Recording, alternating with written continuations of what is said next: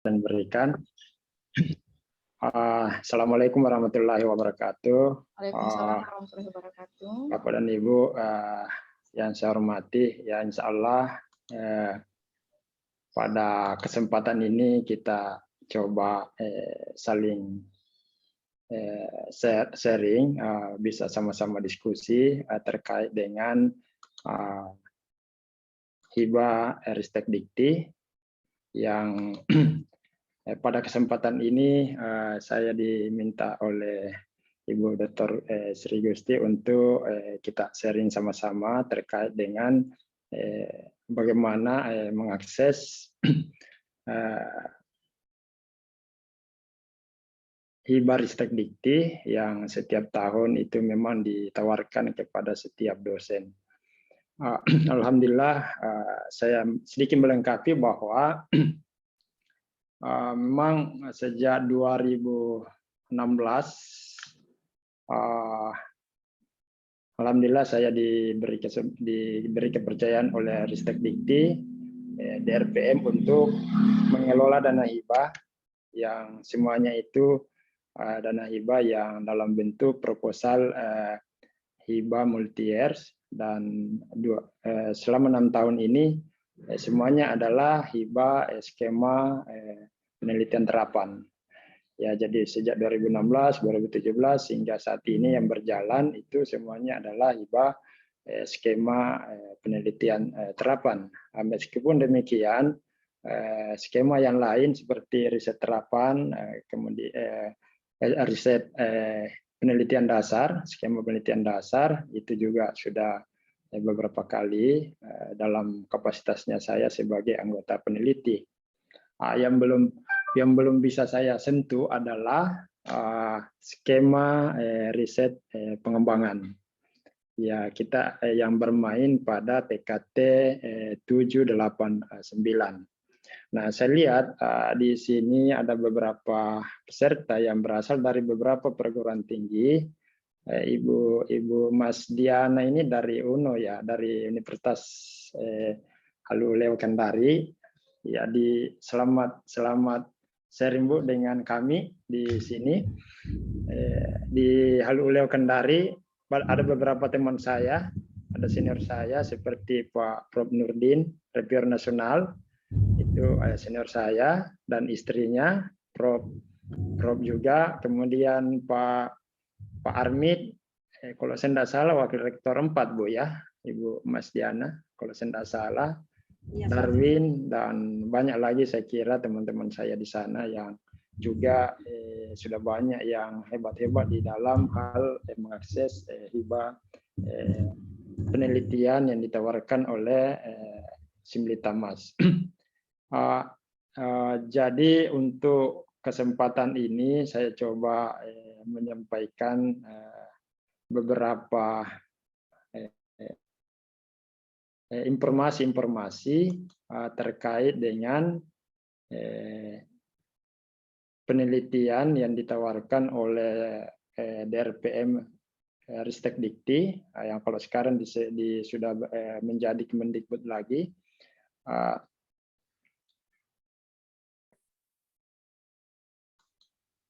Ya, yang saya mau sampaikan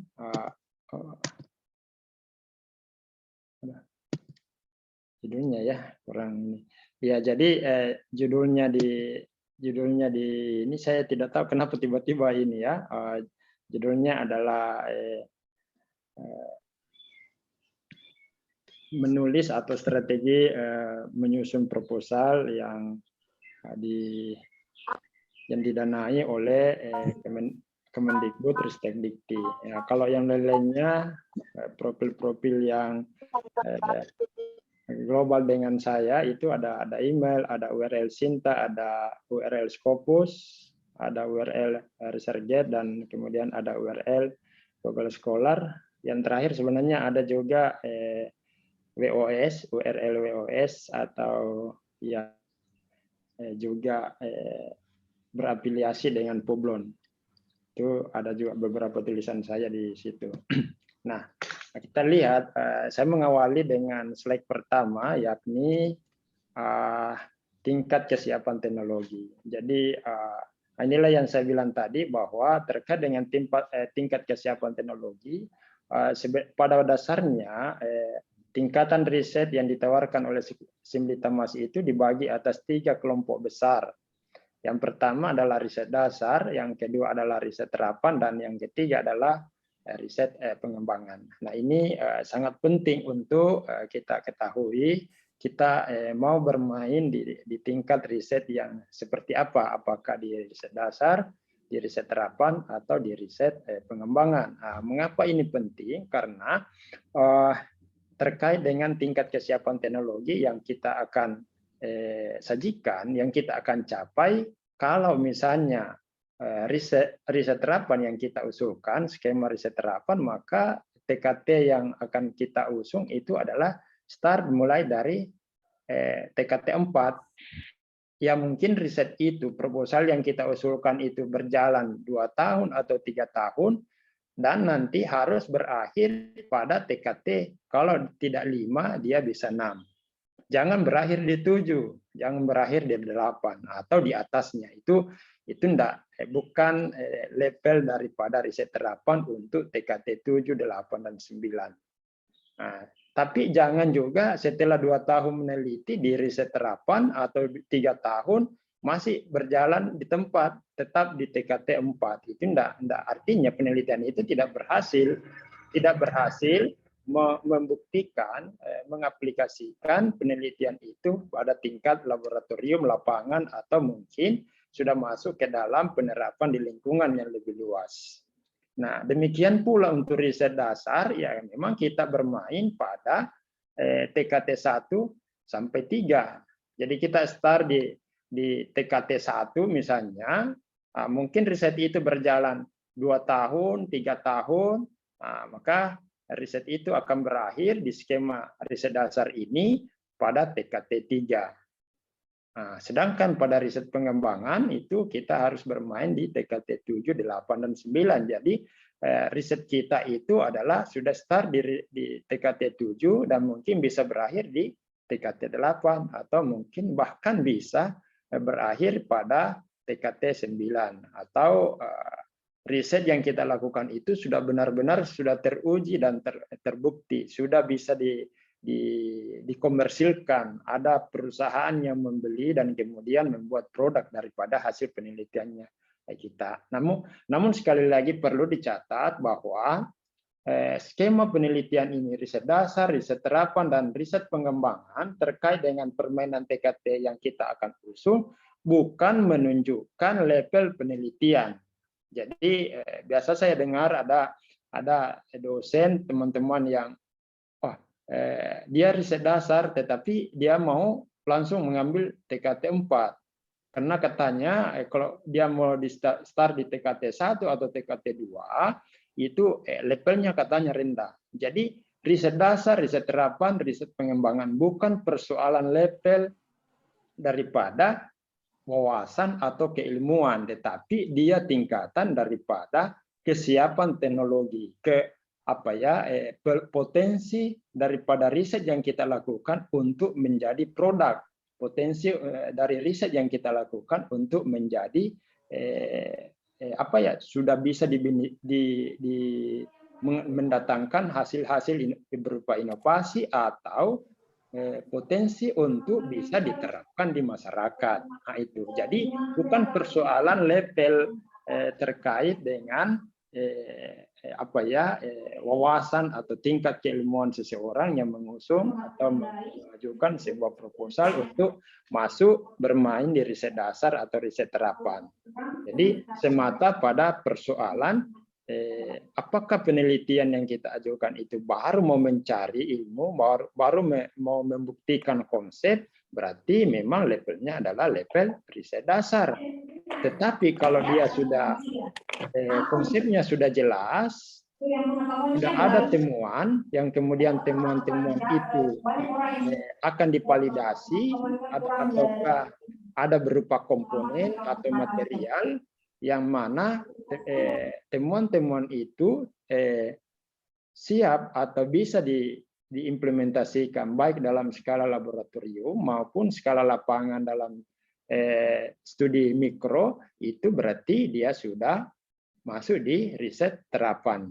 Nah, kalau dia sudah ada prototipe, kemudian prototipenya ini siap diproduksi lebih luas, kemudian sudah ada yang membeli, mungkin di dalamnya sudah ada paten dan sebagainya, bahkan mau dikomersilkan berarti dia sudah masuk di riset pengembangan. Jadi sekali lagi pilihan riset, skema riset yang kita pilih itu bukan persoalan tingkat kemampuannya kita bahwa saya sudah level tinggi, makanya saya main di TKT 6, TKT 7, saya di riset terapan atau riset pengembangan. Tidak. Itu semata-mata persoalan kemajuan riset yang kita lakukan. Apakah baru mencari atau menemukan konsep, berarti riset dasar. Kalau dia sudah aplikatif, dia sudah pengujian, baik di laboratorium maupun lingkungan, berarti riset terapan. Dan kalau dia sudah mau komersil, dia sudah riset pengembangan. Nah, terkait dengan riset di setiap level ini, ada banyak yang bisa kita akses. Ada namanya riset dasar kompetitif, kemudian riset dasar unggulan perguruan tinggi. Demikian pula di terapan. Di terapan juga saya begitu, yang di kompetitif, kemudian ada unggulan perguruan tinggi. Demikian juga di riset pengembangan. Dengan demikian, yang mana kita akan masuk di dalamnya, apakah riset terapan kompetitif atau riset terapan unggulan perguruan tinggi atau riset dasar unggulan perguruan tinggi, tergantung status institusi di mana kita mengajar.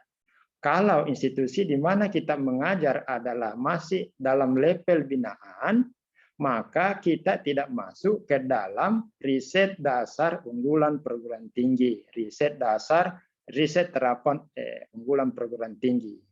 Yang kita bisa main di situ adalah riset dasar kompetitif, riset dasar, riset terapan kompetitif, dan seterusnya. Apa bedanya antara riset unggulan perguruan tinggi dengan riset kompetitif adalah, kalau riset kompetitif, apakah dia dasar, terapan, atau pengembangan, itu kita bersaing secara nasional. Semua dosen yang mengajukan proposal pada skema yang sama.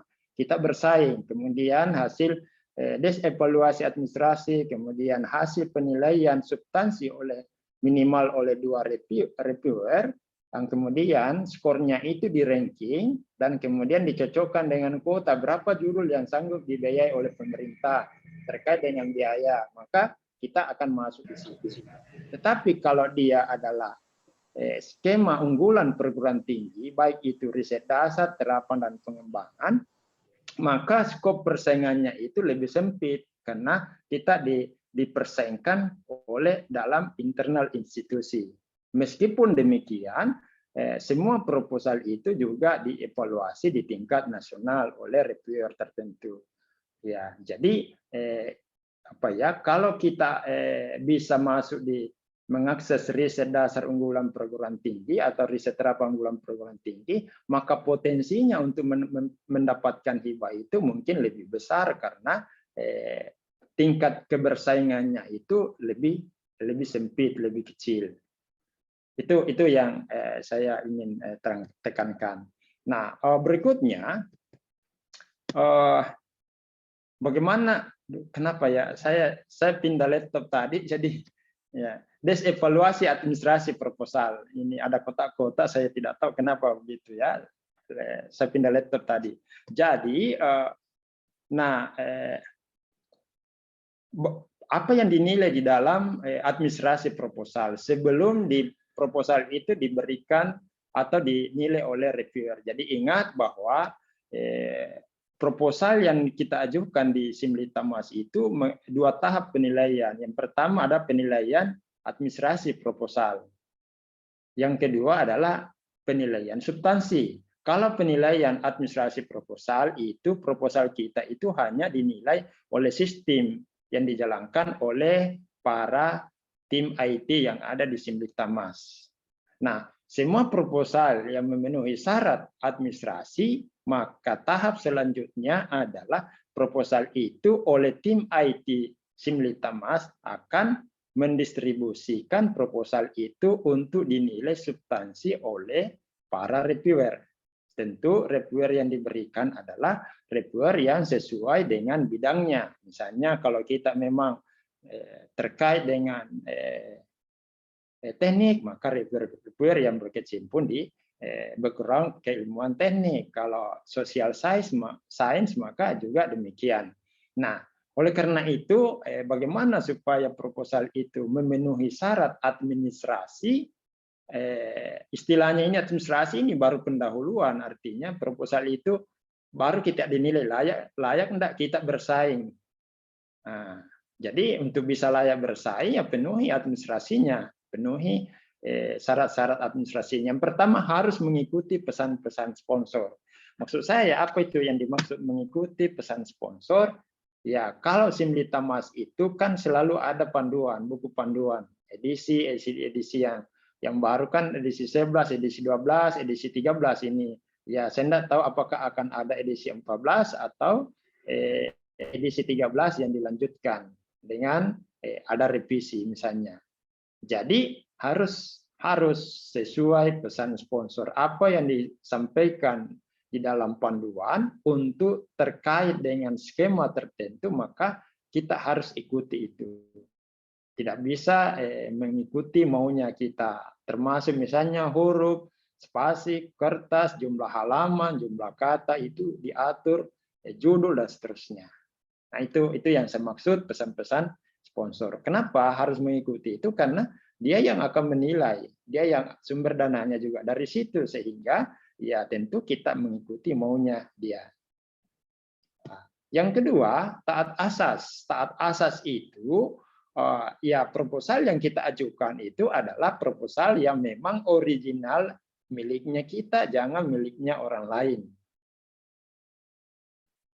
Proposal yang kita ajukan itu kita susun dengan konsep keilmuan, konsep konsep daripada ranah atau core penelitian yang akan kita lakukan. Nah, kita susun sendiri, jangan punyanya orang di-cut, di copy paste dan seterusnya, itu tidak taat asas, termasuk citasinya dan seterusnya. Makanya itu di akhir proposal itu biasanya ada pernyataan bahwa pernyataan itu ada 3 isi dari pernyataan itu secara substansi adalah yang pertama, proposal yang kita ajukan adalah betul-betul miliknya kita, bukan miliknya orang lain. Ori miliknya kita. Yang kedua adalah proposal yang kita ajukan itu belum pernah mendapat biaya dari tempat yang lain, sumber pembiayaan yang lain. Yang ketiga, proposal yang kita ajukan itu tidak sedang diajukan untuk mendapatkan pendanaan dari sumber pembiayaan yang lain. Jadi betul-betul memang itu proposal disusun khusus untuk kepentingan hibah, mengakses hibah Simlitamas Ristek Dikti yang berjalan pada tahun yang ditawarkan. Ini saya tidak tahu, ini selalu ada kotaknya ya, kenapa ya? Nah, kemudian yang ketiga adalah tim pengusul. Nah, tim pengusul untuk setiap skema, skema riset dasar, riset terapan, riset pengembangan bisa 3 orang, bisa 2 orang, bisa 4 orang. Tetapi kalau membentuk tim sebaiknya memperhatikan latar belakang pengusul dirinya kita dan anggota tim yang kita ajak. Ya, anggota tim yang kita ajak adalah mereka yang betul-betul sesuai dengan apa core penelitiannya kita. Mereka yang kita ajak adalah memiliki bidang ilmu yang sama dengan core penelitian yang kita ajukan. Itu seharusnya. Kalau anggota tim itu semuanya adalah internal kampus, itu tidak ada masalah. Yang berikutnya adalah anggota tim itu tidak mesti dalam home base yang sama, bisa menyasar ke prodi yang berbeda, home base yang berbeda. Yang penting core-nya dia punya wawasan penelitian selama ini mirip dengan apa yang kita akan ajukan. Tetapi kalau anggota tim yang kita bentuk itu terdapat ada dari luar institusi, maka ada rasionya adalah bahwa kalau itu tim pengusul itu ada 3, maka sebaiknya dari institusinya Bapak, Ibu, kalau kita adalah pengusul, itu ada 2. Dan dari luar itu 1. Tidak boleh hanya Ibu atau Bapak dari institusi pengusul sebagai ketua pengusul, 2 anggotanya atau 3 anggotanya itu semuanya berasal dari luar kampus. Nah, alasannya ketika proposal itu memenuhi syarat untuk mendapatkan hibah dan berjalan, dan dalam perjalanannya terjadi hal yang luar biasa terkait dengan ibu atau bapak sebagai ketua pengusul, mungkin sakit dan atau sebagainya, dan ternyata bapak dan ibu tidak bisa menjalankan, mengkoordinir riset itu berjalan, maka tidak mungkin bisa diganti oleh anggota dari tim bapak dan ibu yang berasal dari luar institusi. Dia harus bisa diganti dari anggota tim yang dalam satu institusi. Nah, itu alasannya.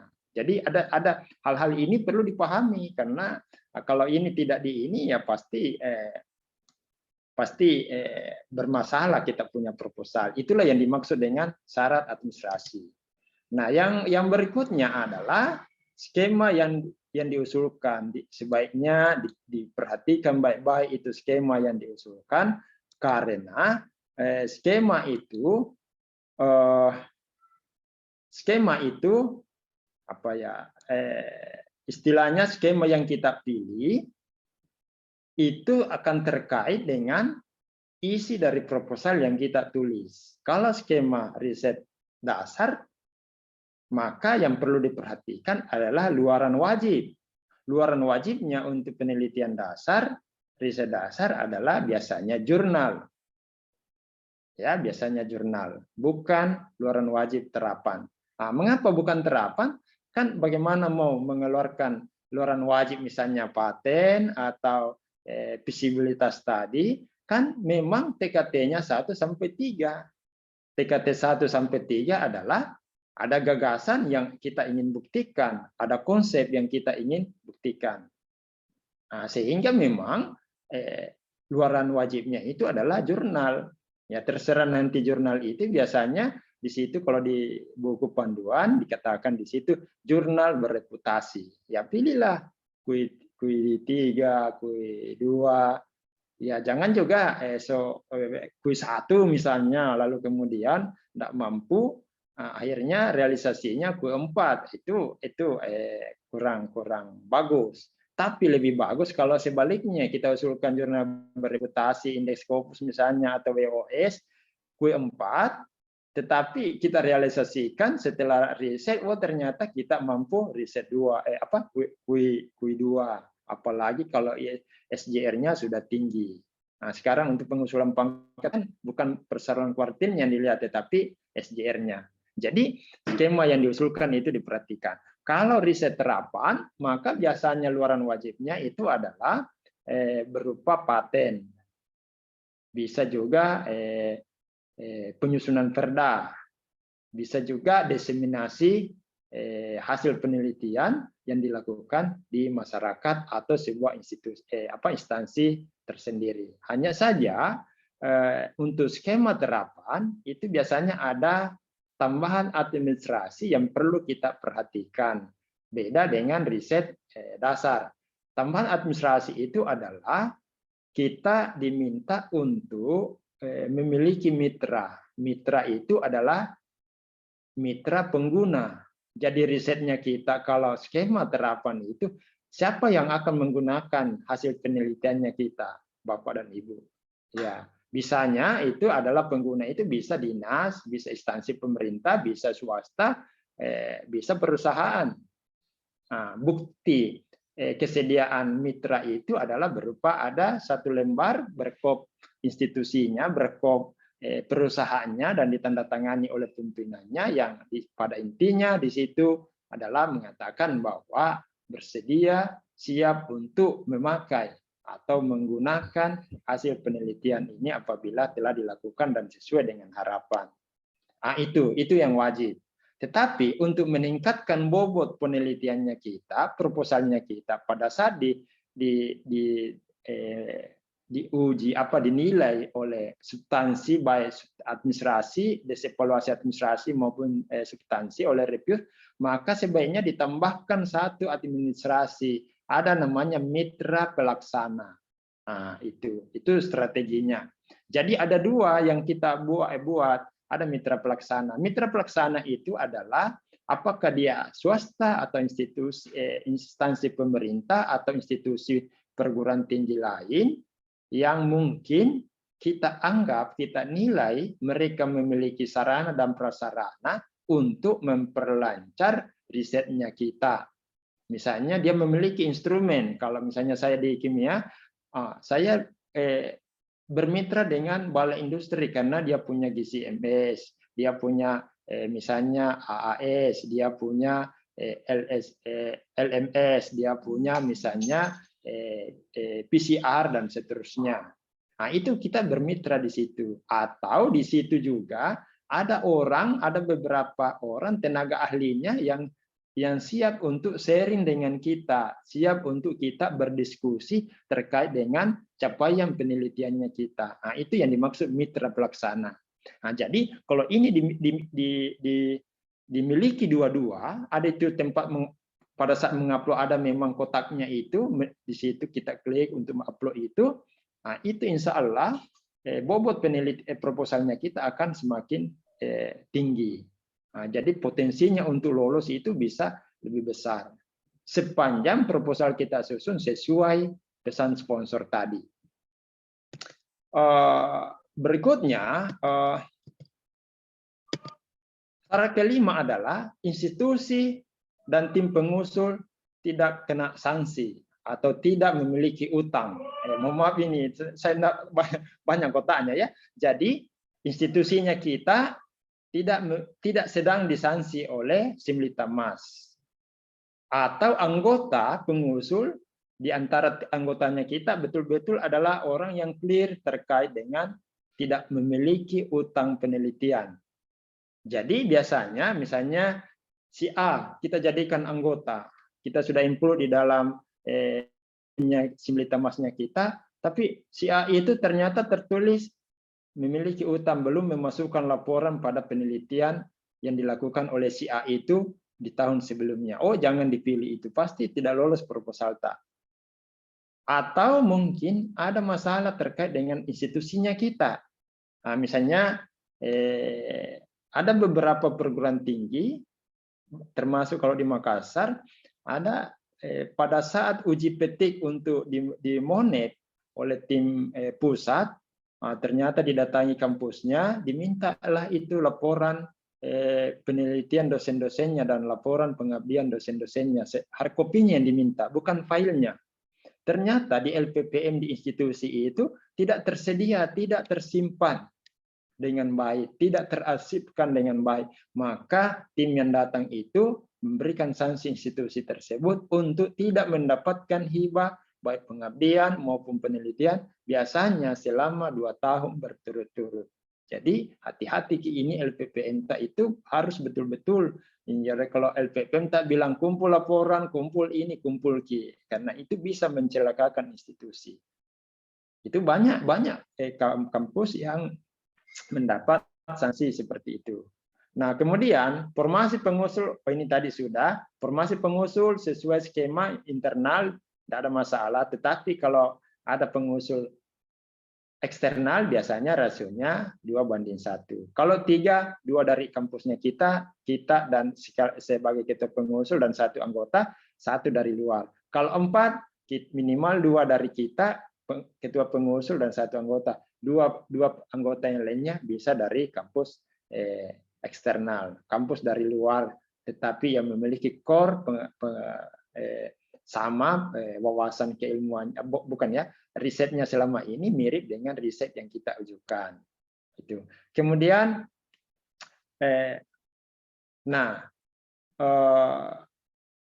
pilih template. Jadi biasanya template yang akan sudah tersedia di akunnya kita masing-masing, akun Simlitamasnya kita masing-masing. Ketika kita menginput riset dasar, riset terapan atau riset pengembangan dan seterusnya, langsung ada template-nya di situ. Ya, itulah yang kita download dan kemudian template itulah yang kemudian kita isi apa yang disampaikan di situ.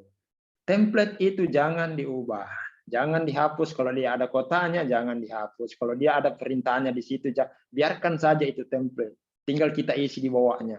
Biasanya itu template ringkasan 500 kata, ini 500 kata, metode sekian kata ya, itu diatur. Nah, ini nanti kita explore lebih jauh itu masalah jumlah kata dan sebagainya. Nah, berikutnya adalah ada pengajuan melalui LPPM ya, institusi itu. Jadi tugasnya kita mengupload dengan baik, proposal menyusun kemudian diupload. Setelah itu semua tervalidasi karena itu ada step-stepnya. Kalau saya tidak salah sampai 6 step itu tugasnya LPPM. Nah, jangan juga membuat peta komplit dengan LPPM tak, jangan sampai LPPM tak sengaja tidak divalidasi, akhirnya proposalnya kita itu tidak sampai. Jadi ingat, pada saat kita sudah mengupload dan valid, maka proposal tak itu baru sampai di LPPM, belum sampai di Simlitamas pusat. Nanti LPPM yang meneruskan dengan divalidasi. Ya mungkin 2 kali klik, 3 kali klik sudah oke.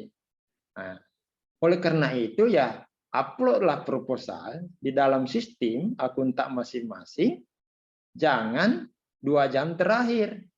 Jam 11 malam, jam 12 malam, baru diupload, baru ditelepon LPPM untuk validasi. Itu jangan. Ya minimal 2 hari sebelumnya. Kalau saya selalu mengambil cara aman, 1 minggu sebelum berakhir saya sudah upload. Nah, kenapa? Karena di dalam mengupload itu ada saja hal-hal yang membuat cara menguploadnya proposal kita itu tidak lancar. Ya, sehingga kalau misalnya masih ada waktu 4 hari, 5 hari sebelum berakhir, ya tidak ada masalah, kita tidak perlu panik. Tapi kalau hari terakhir baru kita upload, waduh, itu kan bisa bermasalah. Dan ingat, sebagaimanapun, sejelimet bagaimanapun kita menyusun proposal, pasti ada kekurangannya apabila, jangankan disuruh baca, disuruh koreksi oleh orang yang berpengalaman, teman tak sendiri saja yang mengoreksi, dia mungkin bisa menemukan kelemahan dari proposal tak itu sampai 2-3 hal. Nah, sehingga penting sekali kita untuk menyusun proposal lebih awal, mengupload lebih awal, karena mengupload proposal itu ya lama, terutama RAB-nya itu yang lama, apalagi kalau multi years 3 tahun. Itu barangkali. Ada sebelum kita lanjut, ada tadi yang saya lewatkan. Umumnya kita kalau menyusun proposal, kalau jenjang pendidikannya kita sudah sampai ke jenjang pendidikan S3, maka sedapat mungkin kita membuat roadmap penelitian. Ada roadmap penelitian tak. Di roadmap penelitian itu menggambarkan apa riset terkait dengan tema besar. Di roadmap itu ada tema besar yang kita angkat dan menggambarkan bahwa dari tema besar itu riset sudah apa, riset yang sudah kita selesaikan beberapa tahun terakhir, riset yang sekarang ini akan saya jalankan, dan kira-kira dari tema besar itu ada subtema apa untuk 5-10 tahun ke depan. Nah, itu harus ada roadmap di situ. Tidak bahwa tiba-tiba ada muncul gagasan bikin ke proposal, maka ini akses skema Simlitamas, tidak. Sebuatnya dibuat roadmap penelitiannya. Caranya membuat roadmap ya nanti kita lihat ya contoh-contohnya. Kalau kita sudah S3 kan ada penelitian tak waktu S3. Nah, itu dilanjutkan. Dibuat roadmap-nya kira-kira 20 tahun sampai 30 tahun. Dibuat roadmap-nya sampai kira-kira 20 tahun sampai 30 tahun. Ya, kalau bisa ya, idealnya itu paling singkat itu yang roadmap yang bagus ya, yang banyak roadmap yang saya lihat itu rata-rata 10 tahun paling singkat. Yang banyak itu sampai 25 tahun. Bahkan ada yang lebih. Karena tidak menutup kemungkinan pada saat kita menjalankan penelitian itu dengan sub-sub tema yang kita riset teliti, ada kemungkinan ada inovasi baru yang muncul yang menjadi kelanjutan daripada roadmap itu, sehingga di tengah perjalanan tadinya roadmap-nya kita susun misalnya 15 tahun bisa bertambah menjadi 20 tahun bahkan menjadi 30 tahun. Ya nanti kita lihat. Jadi kalau kita sudah S3 sebaiknya bagaimana kalau dia S2? Nah, kalau kita masih master tidak salah untuk membuat roadmap penelitian. Minimal roadmap itu akan menggambarkan bahwa karena kita berprofesi dosen, maka riset ini saya akan jalankan sebagai riset awal untuk saya masuk untuk mengikuti pendidikan lebih lanjut pada program doktor. Nah, itu bagus kalau ada seperti itu. Boleh dimasukkan di situ.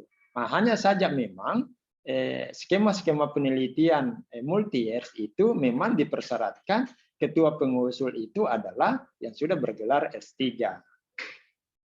Dan fungsionalnya itu minimal dia lektor. Jadi sudah S3 minimal dia lektor. Karena memang levelnya lektor itu adalah kalau awal memulai ya S3 itu sudah lektor. Nah, meskipun tidak sedikit teman-teman kita temukan sudah S3 tetapi masih fungsionalnya adalah asisten ahli. Kenapa? Karena pada saat sudah naik fungsionalnya asisten ahli dia langsung pergi sekolah. Setelah sekolah kita kena aturan untuk bisa mengusul kenaikan pangkat minimal 2 tahun setelah selesai S3.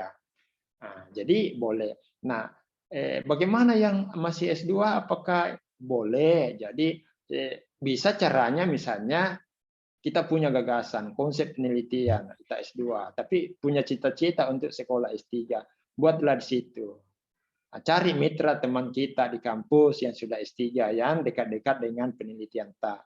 Nah, kita bicara secara teknis, kita bicara secara jelas di situ bagaimana gini-gini. Nah, dia menjadi ketua.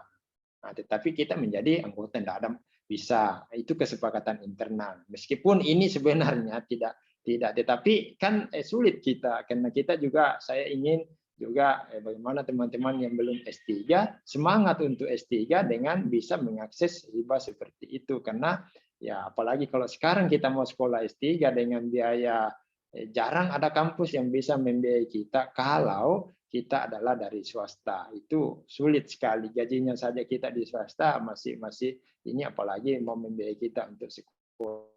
Nah, dengan satu-satunya cara ya mengakses hibah penelitian. Nah, caranya dengan bisa seperti itu tadi.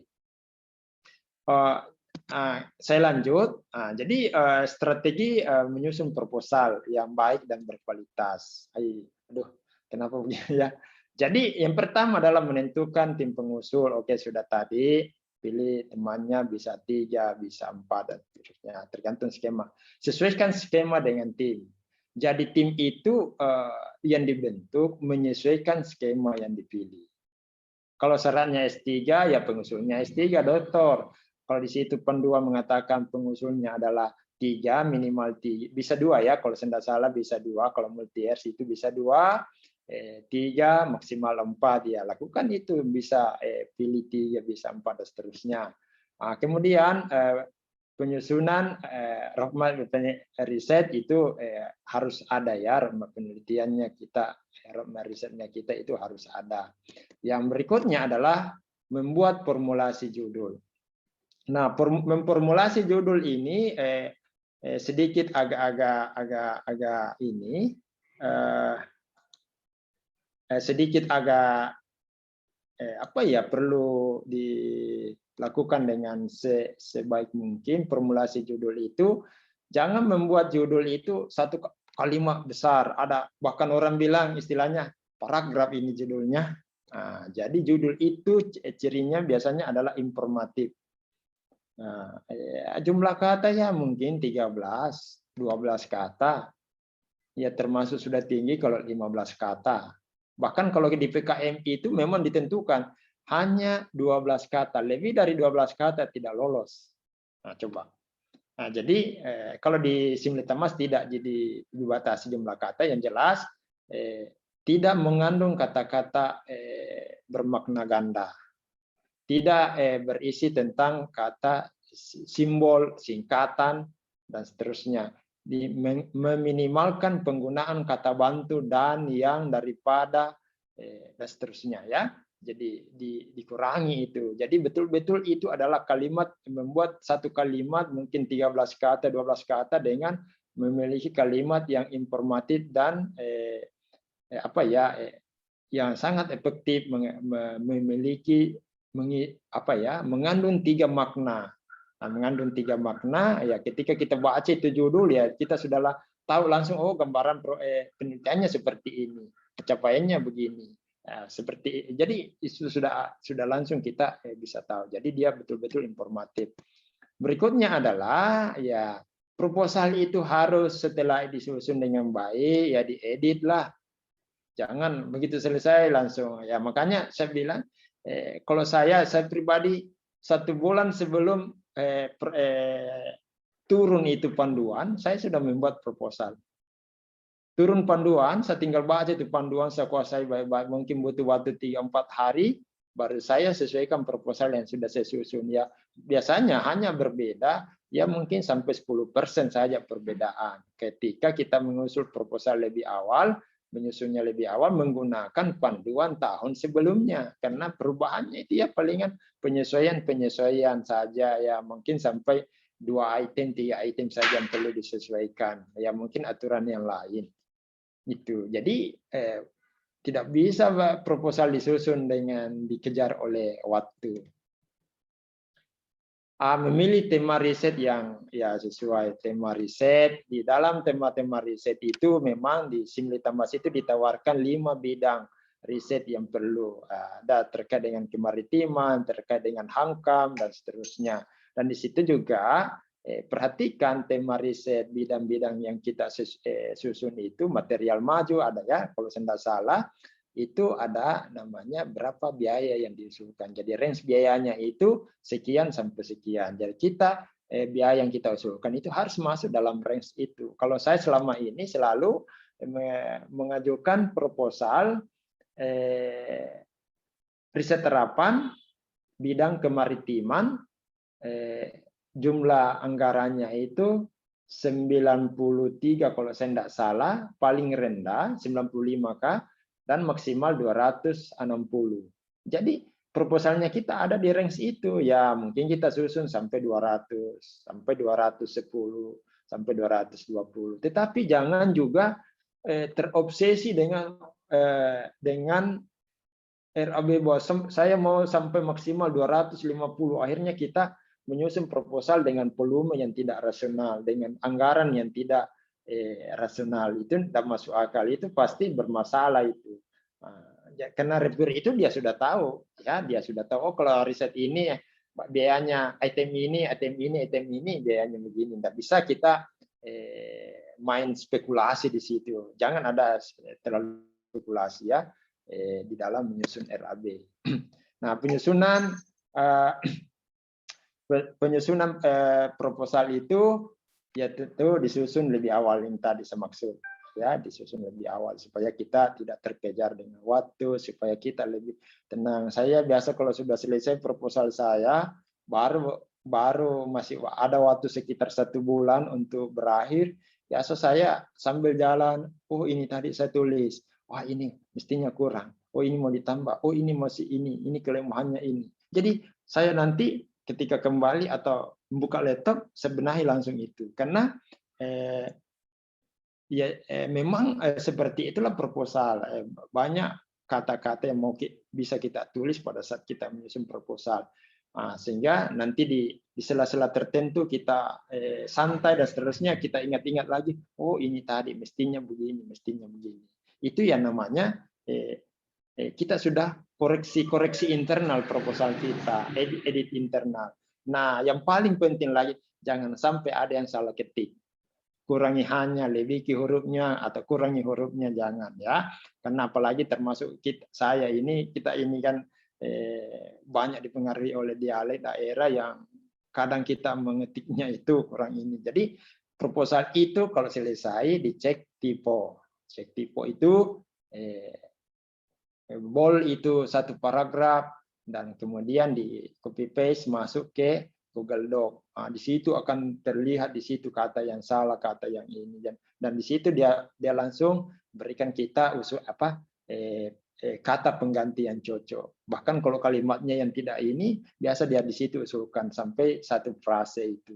Jadi harus dilakukan itu, jangan tidak. Kemudian sudah cek itu di Google Doc itu lakukan cek spasi. Proposalnya kita misalnya ada yang 3 spasinya, ada 4 spasinya, padahal seharusnya kan 1. Maka ada juga di situ di replace itu kita masukkan di situ. Nah, misalnya ini kita buat judul. Judul tidak lebih dari 20 kata. Kalau saya malah 13-12 kata sudah bagus. Ringkas, mudah dimengerti, mencerminkan keseluruhan pekerjaan yang dilakukan. Jadi dia informatif betul. Jadi dengan membaca kata ini judul itu orang sudah tahu, oh begini proposalnya. Jadi di dalamnya mengandung apa?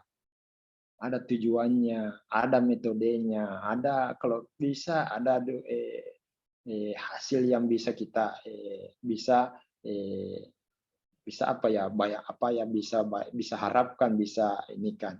Harus menjual ya. Jadi harus ada menjual dan boleh agak bombastis. Kasih lebih-lebih itu, kasih jangan kalimatnya datar. Ya, jadi apa ya, ada harapan yang besar di situ meskipun hasilnya biasa-biasa saja. Nah, karena harus membuat kesan ya, agar reviewer yang membaca substansi proposal kita itu memang oh ini, sehingga dia termotivasi untuk membaca lebih detail isinya supaya dia paham. Kalau dia paham pasti tinggi nilainya. Tapi kalau ada reviewer yang baru judul, aduh apa ini ya? Dia buka-buka lembaran 1, lembaran 2. Aduh, belum ditemukan kejelasan. Dibuka metode, aduh, kabur masih kabarnya, tunggu nilainya pasti nilai rendah dikasih. Range-nya itu adalah 1 sampai 7 ya. Tunggu reviewer kasih nilai 4, nilai 3, nilai 4, nilai 3. Padahal untuk bisa adalah kalau bisa angka kita main di angka 5, 6, 7. Yang maksimal ada 7. Jadi itu. Ada judul yang variasi campur ini kan boleh. Jadi kalau kayak simbol singkatan boleh kalau dia sudah sangat umum.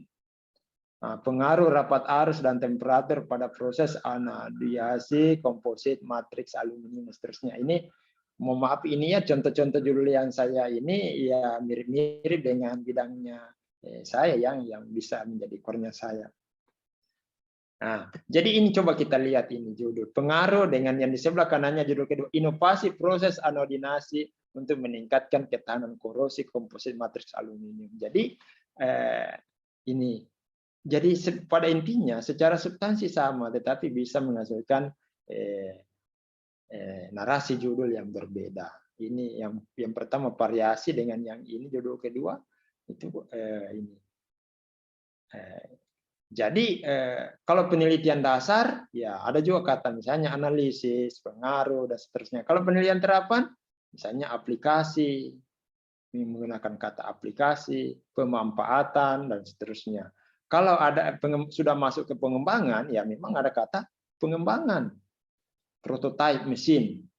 Nah, misalnya berarti dia sudah melakukan penelitian terapan ini. Jadi kita yang baca ini kalau reviewer yang baca, oh ini dia sudah selesai penelitian terapan. Kita telusuri di akunnya. Oh betul, sudah ada penelitiannya terapan. Maka judulnya dia pilih pengembangan prototipe. Berarti dia sudah masuk ke judul riset pengembangan misalnya.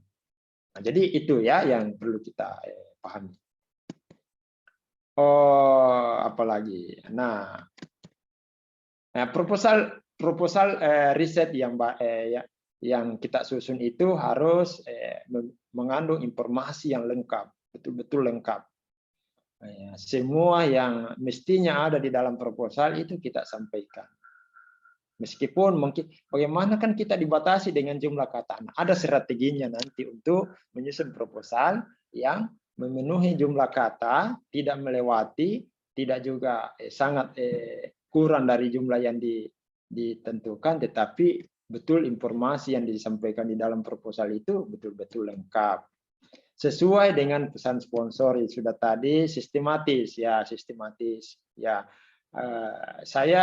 Kalau saya karena setiap orang dalam menyusun proposal sama dengan menulis artikel itu memiliki style masing-masing. Ada yang bilang saya dulu hasil yang saya harapkan, atau ada ini apa yang saya bayangkan, apa hipotesisnya itu saya susun. Kalau saya selalu bahkan saya malah kadang ada kesimpulan, oh ini nanti saya sudah bayangkan ini, maka saya membuat latar belakang, membuat tujuan dan seterusnya, membuat apa urgensi. Jadi itu yang penting sekali di latar belakang. Kenapa sih penelitian itu diusulkan? Kita mau teliti ya karena urgen. Karena kalau dia tidak dilakukan menimbulkan masalah. Apakah terhadap masyarakat, terhadap lingkungan, atau apa mungkin masalah kesehatan atau apa yang bisa berakibat fatal secara lebih luas.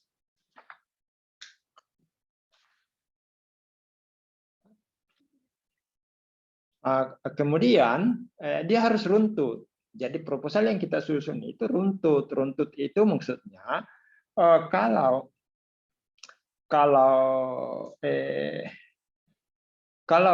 kita menulis proposal, ada memang urutan-urutan dalam menyampaikan informasi yang harus dia di nomor 2, ya tempatkanlah di nomor 2, sampaikan di situ di urutan 2. Kalau dia di urutan 4, ya dilakukan di situ di urutan 4. Jangan disiksa-siksa yang mestinya nomor 3 dibawa ke nomor 2, nomor 2 dibawa ke nomor 4. Itu kan bingung nanti, kenapa ini mutar-mutar kok penelitiannya, informasi yang disampaikan. Kemudian mengungkap masalah. Jadi di dalam latar belakang itu ada memang masalah yang kita ungkap. Lalu kemudian ada juga jawaban yang kita usulkan.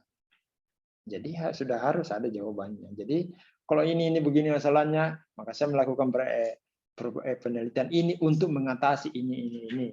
Hasilnya akan diharapkan adalah seperti ini. Jadi irama-iramanya begitu. Jadi ada seninya juga itu kita menyusun kalimat. Ya, jadi dikatakan di situ state of the art. Jadi dia memiliki seni. Nah, kemudian mengikuti kaidah ilmiah. Nah, itu kaidah ilmiah misalnya. Ya, kaidah ilmiah adalah bahasa yang kita gunakan adalah bahasa-bahasa ilmiah. Yang kedua, cara sitasi itu juga adalah memang berdasar, karena kalau tidak jelas sitasinya berarti sudah agak menyimpan dari kaidah-kaidah ilmiah.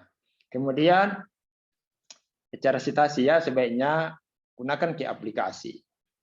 Apakah Mendeley? Bisa, ada Zotero bisa, ada EndNote bisa. Kalau saya selama ini selalu pakai Mendeley. Kenapa? Karena kita biar kalau Mendeley biar kita tidak online bisa juga menggunakan Mendeley. Yang kedua, apa manfaat menggunakan aplikasi dalam sitasi? Ya, bisa dipastikan bahwa tidak ada satupun referensi yang kita sitasi yang tidak akan muncul di daftar pustaka, di daftar referensi. Atau sebaliknya, menghindari kita ada di daftar pustaka, tetapi kok tidak pernah kita sitasi di dalam badan proposalnya kita. Itu akan hal-hal yang begitu yang dinilai oleh reviewer, dites, cek-cek ini, oh ini betulkah bisa dipertanggungjawabkan dia punya proposal. Target capaian harus terukur. Nah itu tadi ya. Jadi di dalam menyusun proposal memang di dalam proposal itu biasanya ditempatkan di latar belakang di bagian awal itu sudah dicantumkan di situ apa target capaian yang kita akan hasilkan. Nah, kalau dia sebut kalau dia jurnal, kalau dia paten disebut ya, dan mengikuti sesuai dengan skema penelitian yang akan kita lakukan. Dia harus terukur. Terukur itu maksudnya tidak apa ya, tidak abu-abu itu capaian yang kita sampaikan. Kalau kita bilang akan saya publikasikan pada jurnal bereputasi, itu kan kalau mentok di situ, titik di situ, itu kan bereputasi yang bagaimana? Nah, kalau mau jelas, tidak abu-abu dan dapat diukur, sebut jurnal bereputasi, namanya itu jurnal. Saya akan publikasi di jurnal ini, langsung kasih sebut nama jurnal. Kalau perlu, ISSN-nya. Nah, itu. Jadi jelas di situ, bisa diukur di situ. Nah, tidak lagi mengawal jurnal bereputasi ya, mana ya WOS atau Scopus, berapa ini?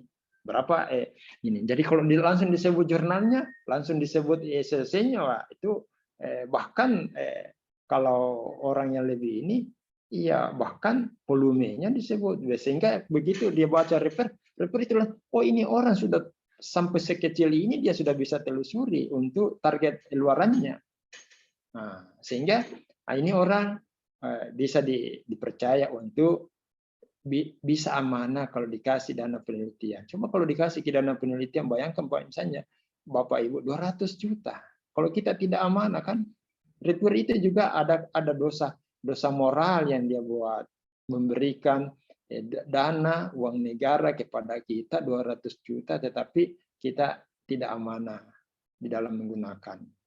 Nah, itu ini juga ya, meskipun tidak ada dalam panduan ya, tetapi reviewer itu kan yang menilai itu kan orang yang jalan di situ biasanya adalah sudah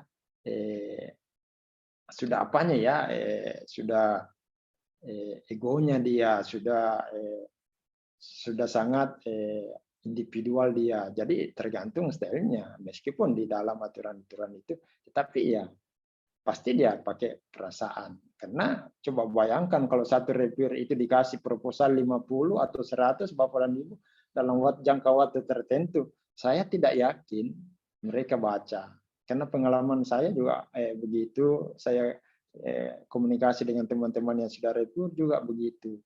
Jadi kalau saya di 4 tahun terakhir ini, saya selalu jadi reviewer itu di proposal PK. 250 proposal saya dikasih. Bahkan tahun lalu ya, 2020 itu 350. Saya harus selesaikan dalam waktu 3 minggu. Kan impossible saya bisa baca semua Bapak dan Ibu. Makanya saya kita disuruh memang cerewet untuk salah satu sudah out. Nah, kenapa? Karena terlalu banyak yang mau di ini. Sementara dari proposal yang masuk misalnya kalau PKM itu 70.000 lebih, yang mau dibiayai hanya 2.500 kan, ya supaya ini ya kalau sudah ini kasih lewat minimum supaya kita tidak memusingkan nanti dalam menilai substansi. Oh gitu. Kemudian usul proposal ya, judul harus atraktif. Ya bombastis sudah tadi ya, sudah dicontohkan. Jumlah kata ya, saya bilang tadi, saya bilang 12 kata, tidak ada makna ganda, tidak hindari kata bantu dan seterusnya. Kemudian dia harus cek tipe supaya tidak ada salah, cek plagiasi juga. Nah, ini juga plagiasi. Sebagus-bagus proposalnya kita, ketika kita cek plagiasi itu di bawah daripada 10%. Kalau perlu 5%, 4%. Nah, kenapa mesti banyak anunya? Tidak perlu kita kutip kata-katanya orang, kita buat sendiri kata kalimat. Tidak perlu kita anunya orang, ya, sehingga plagiasinya itu pada saat dicek itu rendah sekali. Ya, jadi ya saya kira kalau yang begini-begini mirip-mirip juga kalau kita membuat manuskrip untuk jurnal. Kemudian referensi dari proposal yang kita buat itu harus di atasnya 15 referensi, jangan di bawahnya 15. Dari jumlah referensi itu minimal 80% berasal dari jurnal riset. Jangan jurnal review. Karena jurnal review itu biasanya tidak ada data. Dia mereview, membaca riset-risetnya orang, baru dia mereview itu, baru kemudian membuat publikasi. Jadi berasal dari jurnal riset. Ya sisanya ya mungkin bisa berupa buku dan mungkin bisa juga referensinya itu ada paten di situ yang bisa kita rujuk. Kemudian gunakan template dalam bentuk, tidak mengubah template dalam bentuk apapun. Ini sudah mengupload lebih awal. Kemudian citasi juga hanya pada jurnal yang terkait. Nah, di slide ini contoh menghitung RAB. Jadi range penelitiannya kita. Jadi kalau contoh perhitungannya misalnya kalau penelitian dasar tapi bidang hankam dengan target ada prototipe, maka diberikan biaya penelitian itu maksimal 250 juta. Biasanya ada luaran tambahan bisa sampai 65 juta, sehingga total bisa 300 juta. Jangan keluar dari situ, jangan juga dibawanya range itu.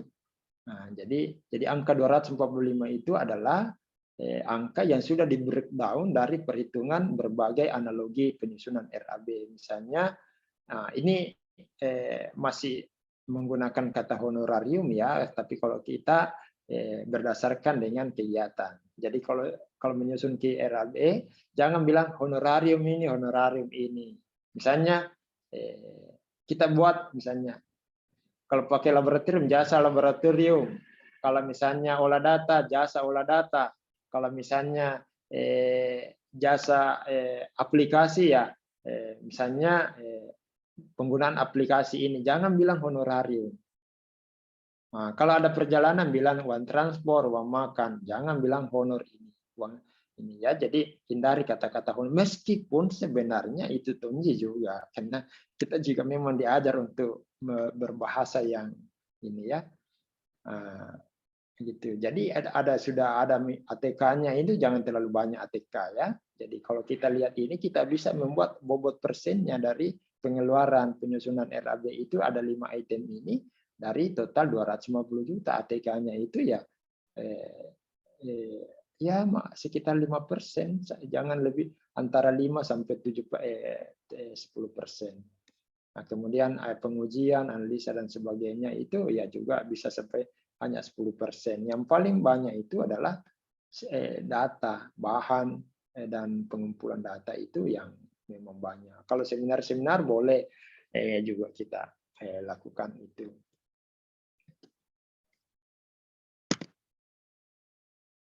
Nah, bagaimana menulis proposal? Ya, ada sampul, ya diinput tersendiri secara online. Nah, ringkasan maksimal 500 kata. Jadi ringkasan maksimal 500 kata di proposalnya kita. Jadi biasanya kalau kita kan menulis, aduh, kenapa ini?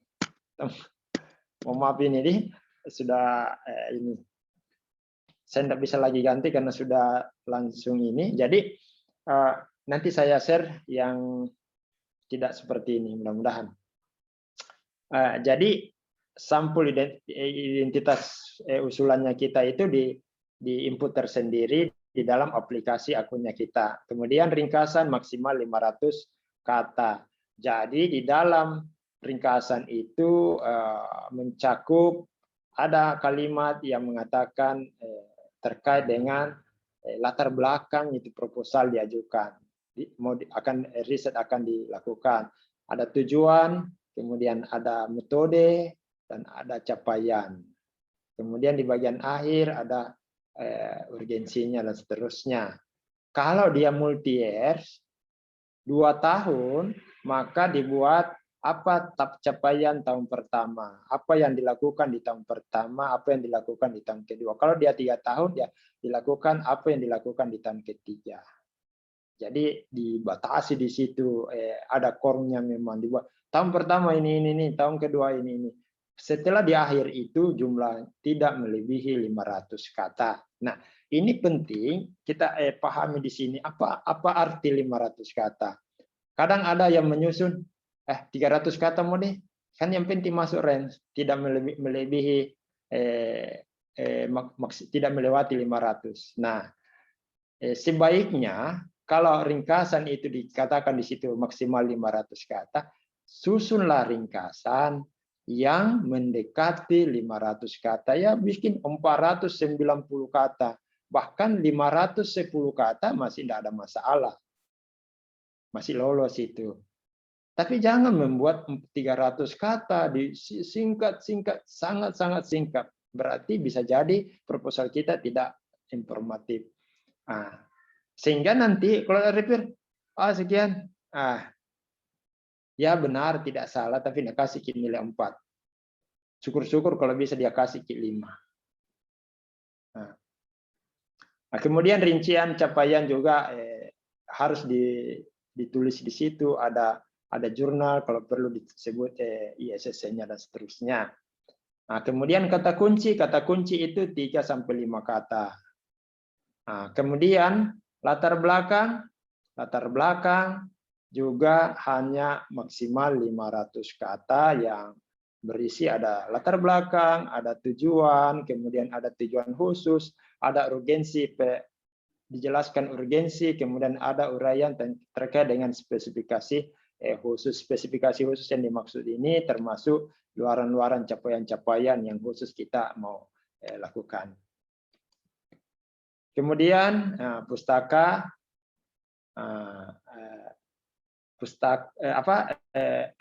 tinjauan pustaka itu kalau saya tidak salah 1000 kata, maksimal 1000 kata. Nah, disusun ya ada seninya sedikit ya. Jadi menyusun tinjauan pustaka ya berseni, state of the art, kemudian hanya memasukkan narasi-narasi yang betul-betul sangat terkait dengan penelitiannya kita. Bisa mengungkapkan fakta-fakta, bisa membandingkan, bisa juga menggugat riset sebelumnya. Riset sebelumnya ini yang saya lakukan ini. Bisa juga usulan dilakukan hal yang sama dengan capaian yang berbeda dan dilakukan dengan metode yang berbeda. Itu bisa dijelaskan di situ. 1000 kata itu sudah sangat-sangat bagus di situ. Ya nanti kita lihat contoh ya yang terakhir itu di situ juga di tinjauan pustaka sudah jelas di situ masuk roadmap. Jadi makanya roadmap itu penting sekali karena itulah yang core risetnya kita yang memberikan bobot kepada proposal ini. Di roadmap itu boleh kita sebut sebanyak mungkin, lalu kemudian kita compare itu roadmap itu ke dalam bentuk JPEG dan kemudian kita sisipkan di dalam tinjauan pustaka, nantinya hanya dihitung 1 kata. Jadi itu salah satu strategi. Sumber pustaka, jurnal dan seterusnya, paten bisa dan seterusnya.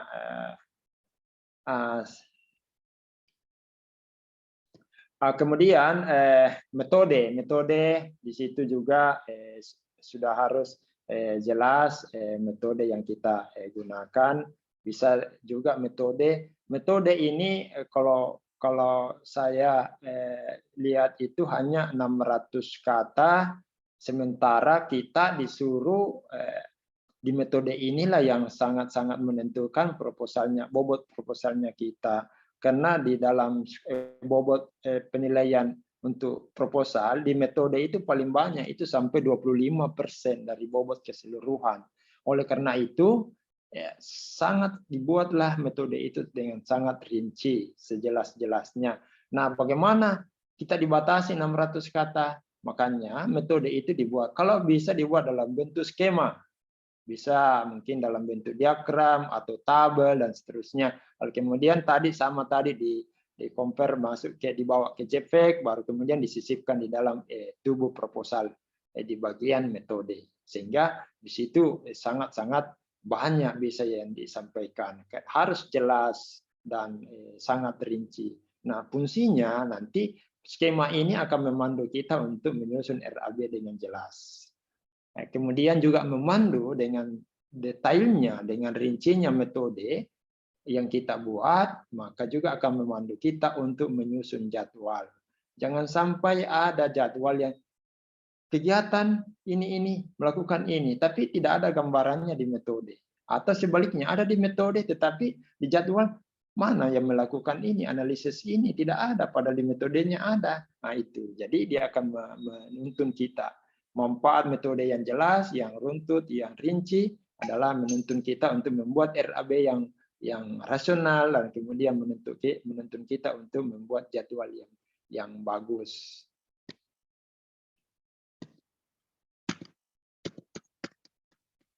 Bisa metode dalam bentuk diagram penelitian, diagram alir, dan seterusnya. Nah, kemudian juga ya ada aktivitas peneliti di situ. Ditulis secara rinci. Jadi aktivitas misalnya pengusul itu 3 orang atau 4 orang. Maka di dalam metode itu jelas sekali dibuat dalam bentuk tabel. Tahap ini, kegiatan ini penanggung jawabnya si A. Kegiatan ini penanggung jawabnya si B, kegiatan ini penanggung jawabnya si C, sehingga tim pengusul itu yang 3 orang atau 4 orang semuanya memiliki peran. Jangan sampai anggota peneliti itu di dalam usulan proposalnya kita hanya sebagai pelengkap saja, karena tidak bisa kalau sendiri pengusul tunggal, sehingga dia tidak ada perannya di situ. Jadi harus dijelas di situ apa yang dia lakukan, si A, si B, si C.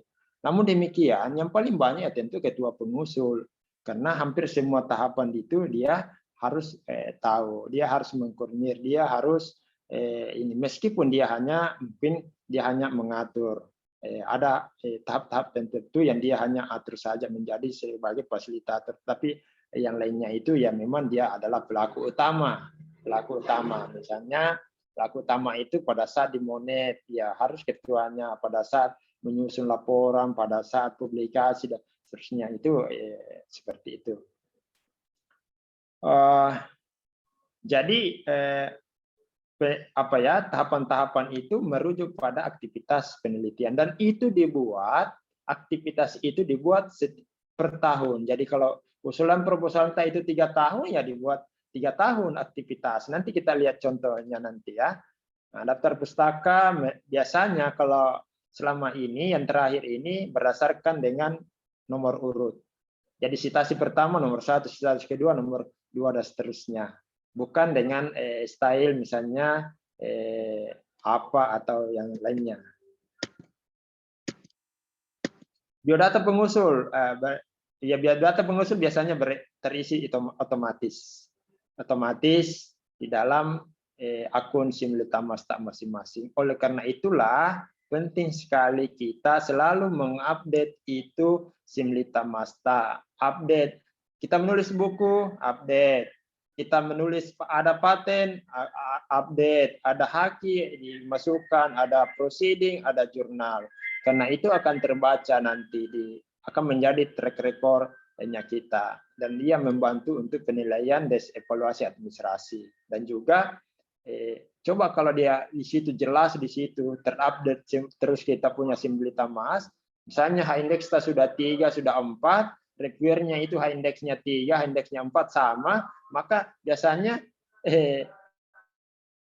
agak segan, sehingga ini juga Kak, wah, hebat ini orang, termasuk hebat karena saya ini baru dokter, saya sudah profesor, indeks saya baru 3, baru 4, dia ini sudah 4, sudah 5.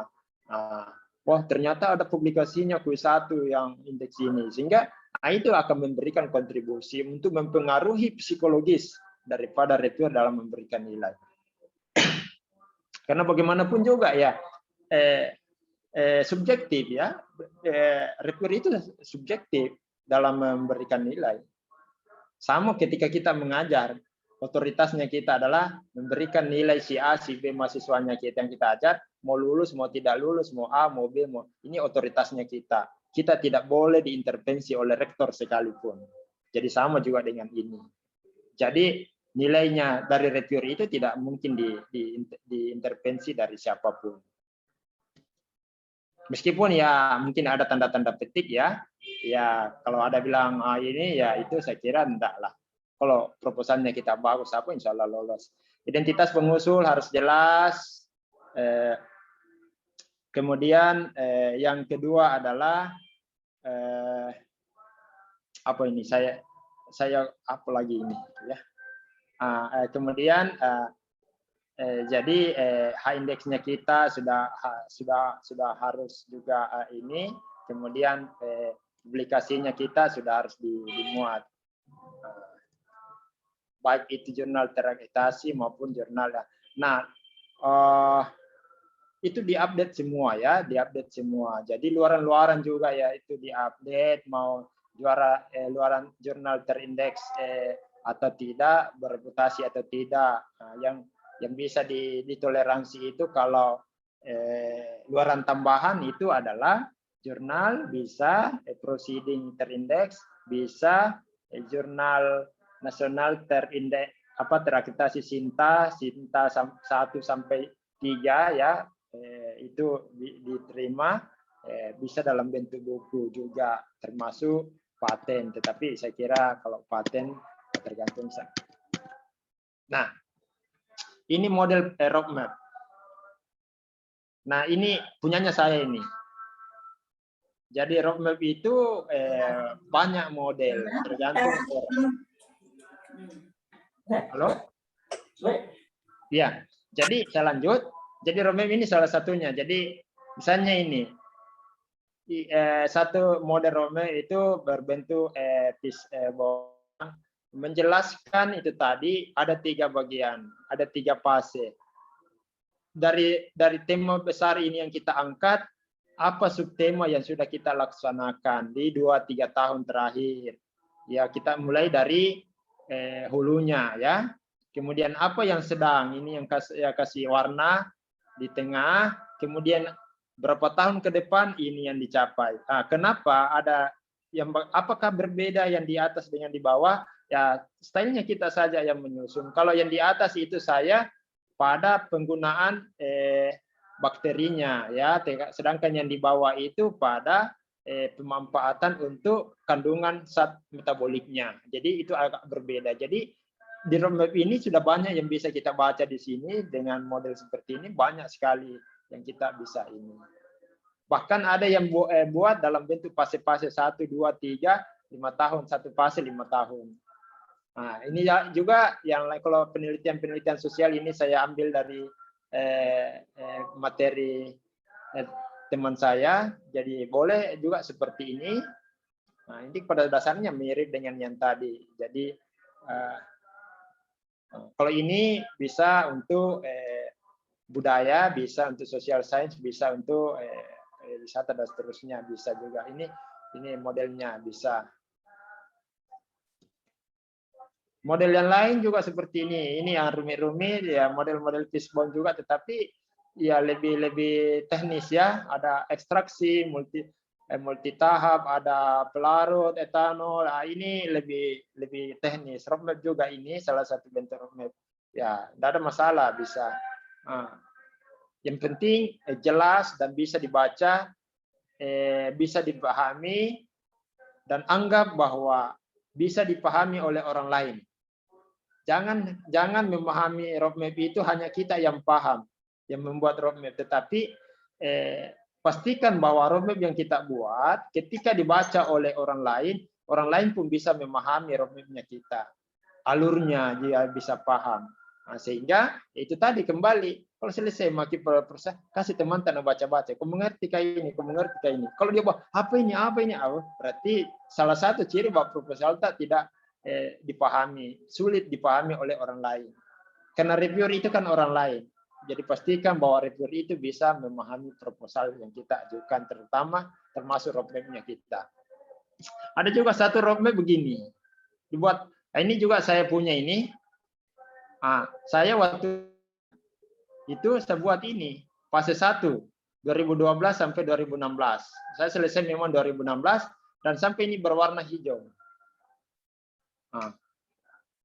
2017 sampai 2021 itulah saya mengusulkan proposal. Saya mendapat yang sementara ini berjalan di tahun ke-6. Di 2 kali skema terapan. Sudah 2 kali. Jadi pertama itu skema terapan 3 tahun, baru skema terapan lagi masih dengan tema besarnya itu adalah SPONGS, itu 3 tahun kedua. Yang sementara jalan ini. Nah, fase ketiga ini selesai ini, nanti kan proposal fase kedua skema terapan saya tahun ke-6 itu selesai 2022 tahun depan. Nah, mengajukan lagi, ini ada 5 tahun berikutnya, ini warna kuning, kolom ketiga. Dan selesai ya ternyata masih ada. Selesai ya kira-kira 2027 sampai 2032, 5 tahun masih ada. Nah, sehingga itu kan tergambar bahwa ini berlanjut-lanjut. Nah, penting sekali ini core-nya ini penelitian harus jelas seperti ini, patronnya harus jelas, karena publikasinya juga kita akan menuntun untuk kita melakukan publikasi yang tidak lompat-lompat. Jadi dia berada publikasinya kita selalu core-nya itu adalah core yang sesuai dengan tema besar yang kita angkat. Jangan lompat-lompat. Nah, supaya mudah juga kita untuk dinilai kalau mau nepangkat lektor kepala guru besar. Jangan lompat-lompat, itu pusing juga pada saat kita nepangkat. Jadi begitu. Bahkan, nah itu tadi saya bilang, nah saya baru di fase kedua ini sementara jalan, saya sudah bisa kembangkan ini penelitiannya saya untuk berikutnya. Karena selama ini saya berkutat pada PAH, logam berat, ternyata kaitannya dengan mikroorganisme spons di laut itu, maka bisa juga menyasar pada mikroplastik. Nah, kita tahu bahwa jenis limbah yang paling tren saat ini yang 3 itu, PAH, logam berat, dan mikroplastik. Jadi masih bisa lagi bertambah. Nanti kalau mengajukan ke 3 tahun berikutnya, 2 tahun berikutnya ya bisa sudah masuk mikroplastik. Nah, jadi ada keterangannya di bawah. Jadi itu terhitung satu kata ini tadi. Nah,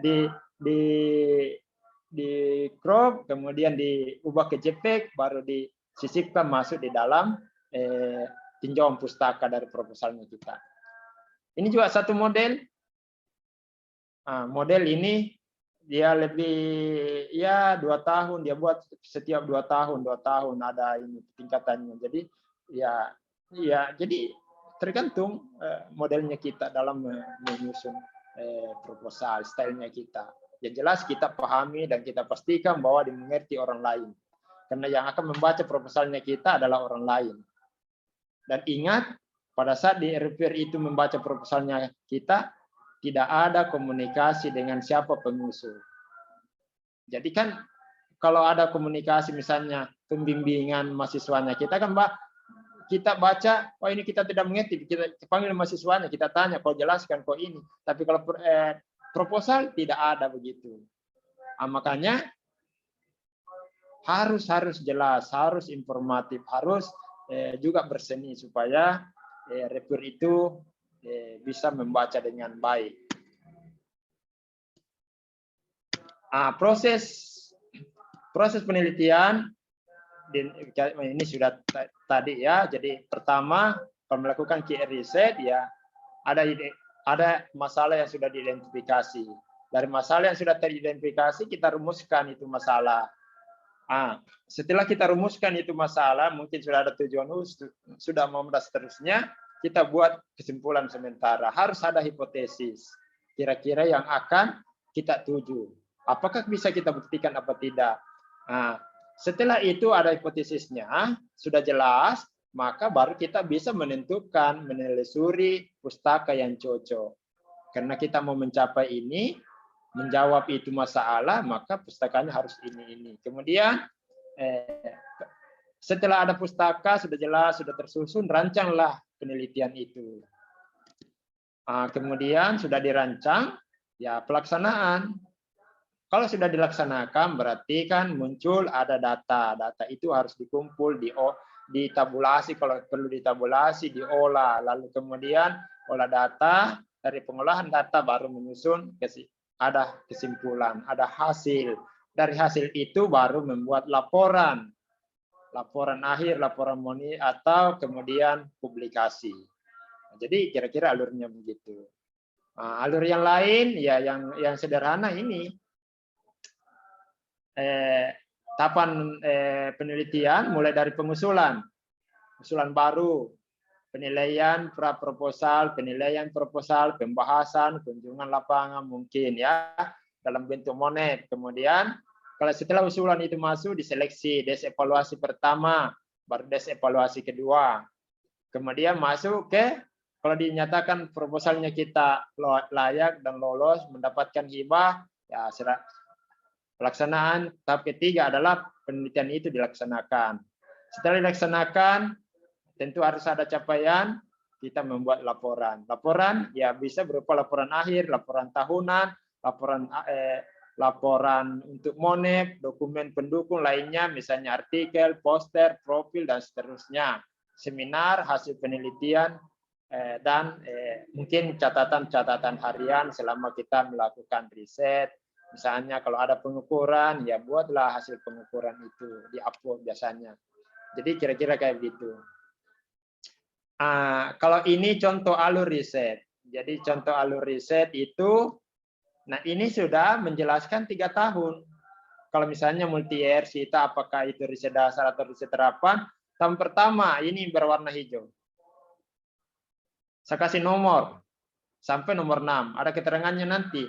Nomor 1 sampai nomor 6 itu adalah capaian tahapan kegiatan penelitian yang dilaksanakan pada tahun pertama.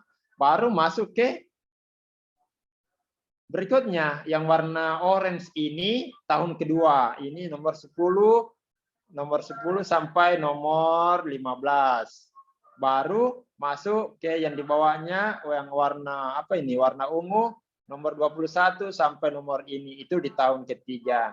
Apa ini yang saya kotak-kotak kuning? Kotak-kotak kuning ini hanya untuk menjelaskan terkait dengan memperkuat bahwa riset ini memang riset terapan sehingga pengujian-pengujian yang saya akan lakukan ini. Jadi seperti itunya. Nah, apa ini kotak merah? Kotak merah ini nanti setelah 3 tahun ini selesai, maka akan ada capaian, akan ada kesimpulan dan ada rekomendasi-rekomendasi yang akan muncul yang mengantarkan kita untuk naik level ke level riset pengembangan, skema riset pengembangan atau masih dilanjutkan untuk riset terapan dengan pembuktian atau uji lapangan yang pada skala yang lebih besar. Karena yang kita lakukan ini istilahnya misalnya baru pada uji laboratorium.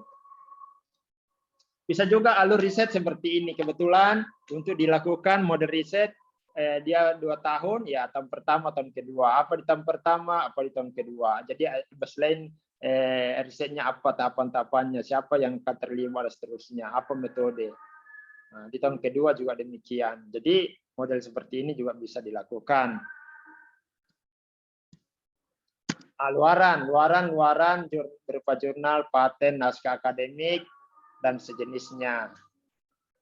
Nah, kemudian ini luaran wajib. Ini luaran wajib ini adalah penentu daripada apakah risetnya kita lanjut di tahun kedua dan tahun ketiga atau dihentikan di tahun pertama. Jadi luaran wajib itu adalah menjadi penentu. Oleh karena itu, maka prioritas pertama ketika kita lakukan riset dan dibiayai, realisasikan luaran wajib. Nah, kalau sudah bisa direalisasikan luaran wajib, pasti kita bisa lanjut di tahun kedua, tahun ketiga. Maka kalau memang masih mampu, silakan realisasikan luaran tambahan dan kemudian potensinya untuk mendapatkan dana tambahan juga ada di situ. Nah, jadi jangan prioritas luaran tambahan karena mau mendapat dana tambahan dana sementara luaran wajibnya tidak. Itu harus didahulukan. Menentukan riset lanjut atau dihentikan. Nah, jurnal dari luaran wajib itu bisa dianggarkan di dalam proposal. Jadi luaran wajib itu ya di dalam RAB proposalnya kita ya harus dianggarkan. Jadi satu luaran wajib berupa jurnal itu sudah itemnya itu sudah banyak, bisa sampai 8 item kegiatan.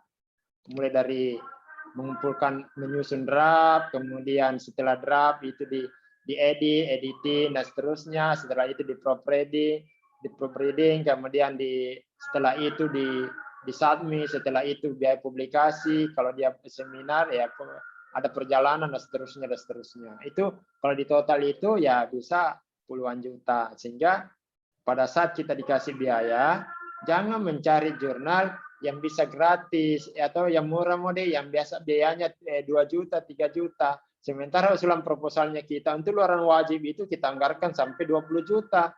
Jadi jangan juga pelit karena itu bisa bermasalah pada keterlambatan realisasi luaran wajib kita. Nah, kalau saya prinsipnya kan saya anggarkan di dalam proposal 20 juta. Kalau saya bayar 15 juta kan tidak ada masalah. Habis 15 juta masih ada sepingku 5 juta.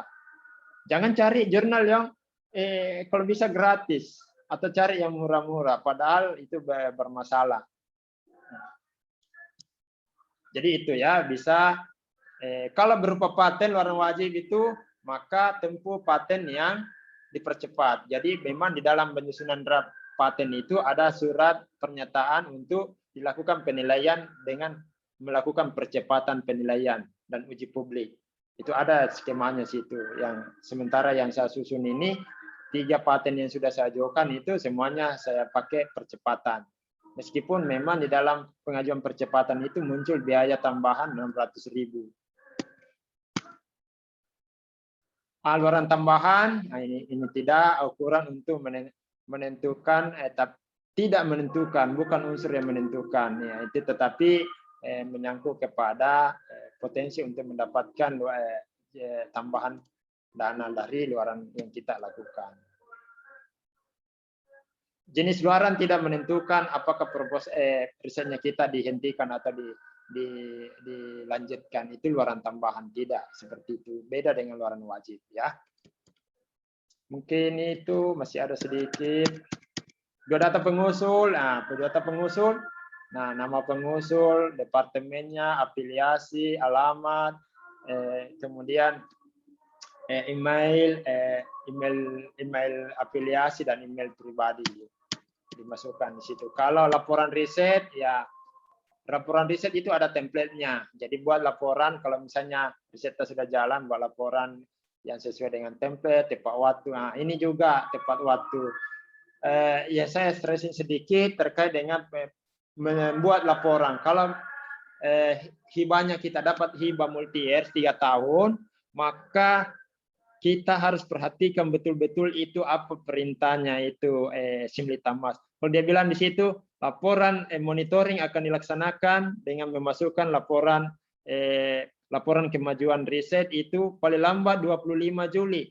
Maka jangan memasukkan laporan laporan kemajuan itu di 25 tapi sudah jam 1 malam. Itu kan sudah masuk 26.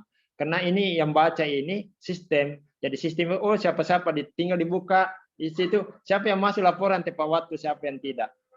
Nah, ini juga bisa membuat risetnya kita dihentikan di tengah jalan. Kita hanya dikasih 1 tahun.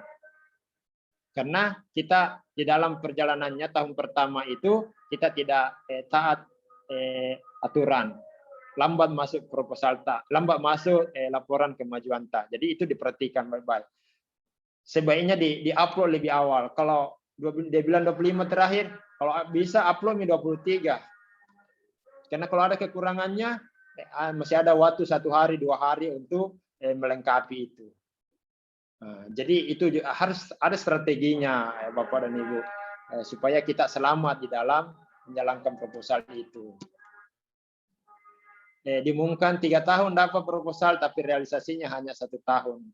3 tahun itu jumlah dana misalnya 600 juta 3 tahun, 200 juta per tahun, tapi realisasinya hanya 200 juta, kan sayang. Masih ada potensi 400 juta 2 tahun, itu kita buang percuma. Dan biasanya ketika terjadi seperti ini, akan menjadi catatan kuning buat reviewer, buat tim IT di Simlitamas, bahwa ini kurang ini. Sehingga boleh jadi kita akan menghalangi untuk mendapatkan hibah di proposal baru yang kita ajukan, karena orang akan baca, ini kemarin sudah dikasih tetapi dia mampunya hanya 1 tahun. Berarti akan bisa menjadi track record yang buruk buat kita, itu menjadi kuning. Jadi usahakanlah profil Simlitamasta itu selalu hijau, tidak ada utang, tidak ada, pokoknya selalu di situ. Karena ada ditulis di atas, tidak ada tunggakan, tidak ada ini. Itu Bapak. Jadi perbaiki track record tak. Ketika kita dikasih dana hibah, yang apalagi kalau yang multi years, jangan bilang ini Ji, karena itu akan menjadi penilaian selanjutnya. Nah, hindari kesalahan ketik, kesalahan pokoknya baca berulang-ulang. Ini sudah tadi. Prosedur upload, identitas pengusul, skema yang dipilih, input anggota pengusul. Nah, setelah menginput anggota pengusul, langsung telepon itu anggota pengusul, cepat ke validasi supaya kita bisa mengisi selanjutnya. Unggah tunggu sampai pengusul itu memvalidasi. Kemudian pengisian RAB per tahun. Isi RAB per tahun itu dengan 4 pembagian setiap tahun itu ada pengeluaran administrasi dan honorarium, ada bahan habis, ada pengumpulan data dan analisa data, dan ada pelaporan, administrasi pelaporan. Itu skemanya itu, dan jumlahnya itu sesuai dengan skema setiap bidang berapa, jangan melebihi, jangan kurang dari standar minimal, karena standar minimal ada, misalnya 90 juta standar minimal, jangan usulkan 90 juta, jangan usulkan 92 juta. Nah, kenapa? Kalau diusulkan 92 juta, ada beberapa yang dicoret di RAB, sehingga di total nanti tidak sampai 90 juta, tidak disetujui proposal tak. Itu tidak logis, tidak rasional. Tapi jangan juga terlalu banyak. Nah, kita ada di range-nya, kan lebar di range-nya, misalnya 95 juta sampai 250 juta, kan range. Kita susunlah 220 juta, 230 juta.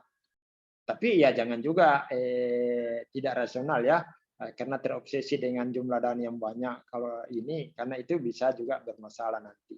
Upload target luaran sesuai dengan waktu, kemudian upload proposal di bagian akhir. Oke, mungkin itu. Sedikit saya mau kasih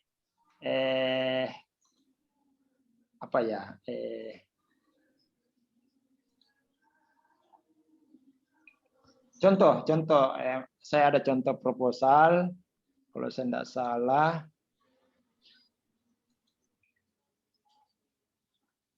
Atau tunggu dulu, saya kembalikan ke hostnya, Bu Gusti. Baik, terima kasih Pak Dr. Ismail Marzuki. Jadi teman-teman, kurang lebih tadi sekitar hampir 2 jam ya materi yang dibawakan oleh Pak Dr. Ismail, sangat rinci dan sangat mendetail ya. Kalau misalnya ada rencana menyusun proposal itu, saya pikir sangat membantu. Jadi nanti Pak Dr. Ismail mungkin bisa di-share ke kami, ke saya, PowerPoint lengkapnya ya, karena tadi maaf teman-teman Bapak Ibu karena sempat ada kesalahan teknis, nanti akan di-share ulang PPT-nya, terus ada mungkin contoh RAB, kalau boleh kami minta contoh RAB sama contoh mungkin proposal yang lolos Bapak hibah Pak Dr. Ismail, karena kalau saya tidak salah yang hibah multi-years itu hampir 500 juta Pak ya kemarin yang. Iya, kalau totalnya kurang sedikit 600. 600 ya, alhamdulillah. Iya. Mudah-mudahan menular Pak ya. Jadi kurang ada kemiripan sih Pak pemateri, kalau tadi Pak Ismail mengatakan bahwa kebiasaannya Pak Ismail itu ketika mungkin 1 minggu sebelum panduan meluncur itu sudah menyelesaikan draft proposal. Saya juga seperti itu Pak, tapi saya mungkin bukan 1 minggu pertama ya, tapi 1 minggu terakhir baru mungkin kalang kabut dan lain sebagainya. Baik, untuk sesi kedua mungkin ada tanya jawab dari Bapak Ibu yang alhamdulillah bergabung bersama kami pada siang hari ini dari berbagai macam universitas ya. Ada dari Patriarta, ada dari Bali Pak Dr. Ismail, ada Pak selamat bergabung Pak Mul, Pak Iwayan Mulyawan, dari Emril Warmadewa. Ya. Kemudian ada dari Haluleo juga, ada Setialan, dari Maros, ada berbagai macam universitas yang sempat bergabung pada siang hari ini. Silakan bagi yang mau bertanya. Assalamualaikum, mungkin saya Bu Sri, mohon izin. Silakan Pak Anhar. Silakan Pak Anhar ya. Ya, dari Setialan. Ya, perkenalkan Pak Dr. Ismail, saya Anhar Dana Putra dari Setialan Pak. Sekarang namanya Politeknik Setialan Makassar. Iya, sudah berubah jadi Politeknik, kan ada semua kampus di bawah kementerian harus berubah ke Politeknik. Makanya Setialan juga sekarang berubah jadi Politeknik. Ini Pak Dokter, terima kasih tadi materinya, wah sangat mendetail sekali, kita sampai bisa mengerti ya dari awal sampai akhir prosesnya. Cuman ini yang saya mau tanyakan Pak, dan ini juga mungkin mewakili teman-teman dosen semua di Politeknik Setialan Makassar itu. Ada enggak ya Pak kemungkinan untuk dosen-dosen seperti kami itu untuk ikut hibah dikti gitu, karena kami kan sebetulnya kan di bawah kementerian di bawah LAN ya Pak, di bawah lembaga administrasi negara, jadi bukan kampus di bawah dikti gitu. Pernah enggak Pak Dr. Ismail punya pengalaman ada yang pernah ikut atau bagaimana? Atau memang sama sekali tidak ada kesempatan untuk bisa ikut? Terima kasih Pak. Sehat-sehat selalu Pak. Oke. Terima kasih Pak. Lanjut. Jawab langsung Pak. Oh ya, langsung ya. Terima kasih Pak Anhar. Jadi yang saya tahu Depak, LAN dan sejenisnya di bawah departemen di luar dari Dikti atau sekarang Dikbud itu memang di dalam pengelolaan administrasi dosen itu ya memang ditangani oleh departemen. Tetapi ketika dia berbicara terkait dengan riset dan sebagainya, itu dia akan masuk ke dalam di dalam kewenangan daripada Kemendikbud. Karena Bapak yang ada di LAN atau di Depak atau di apa dengan kementerian yang berbeda, itu kan juga penilaian dosen itu NIDN. Pengangkatan untuk guru besar itu tidak dilakukan di lembaganya kementeriannya Bapak dan Ibu, tetapi tetap masuk di dalam Kemendikbud, sehingga tetap saya kira berpotensi untuk mengajukan mengakses hibah Simlitamas.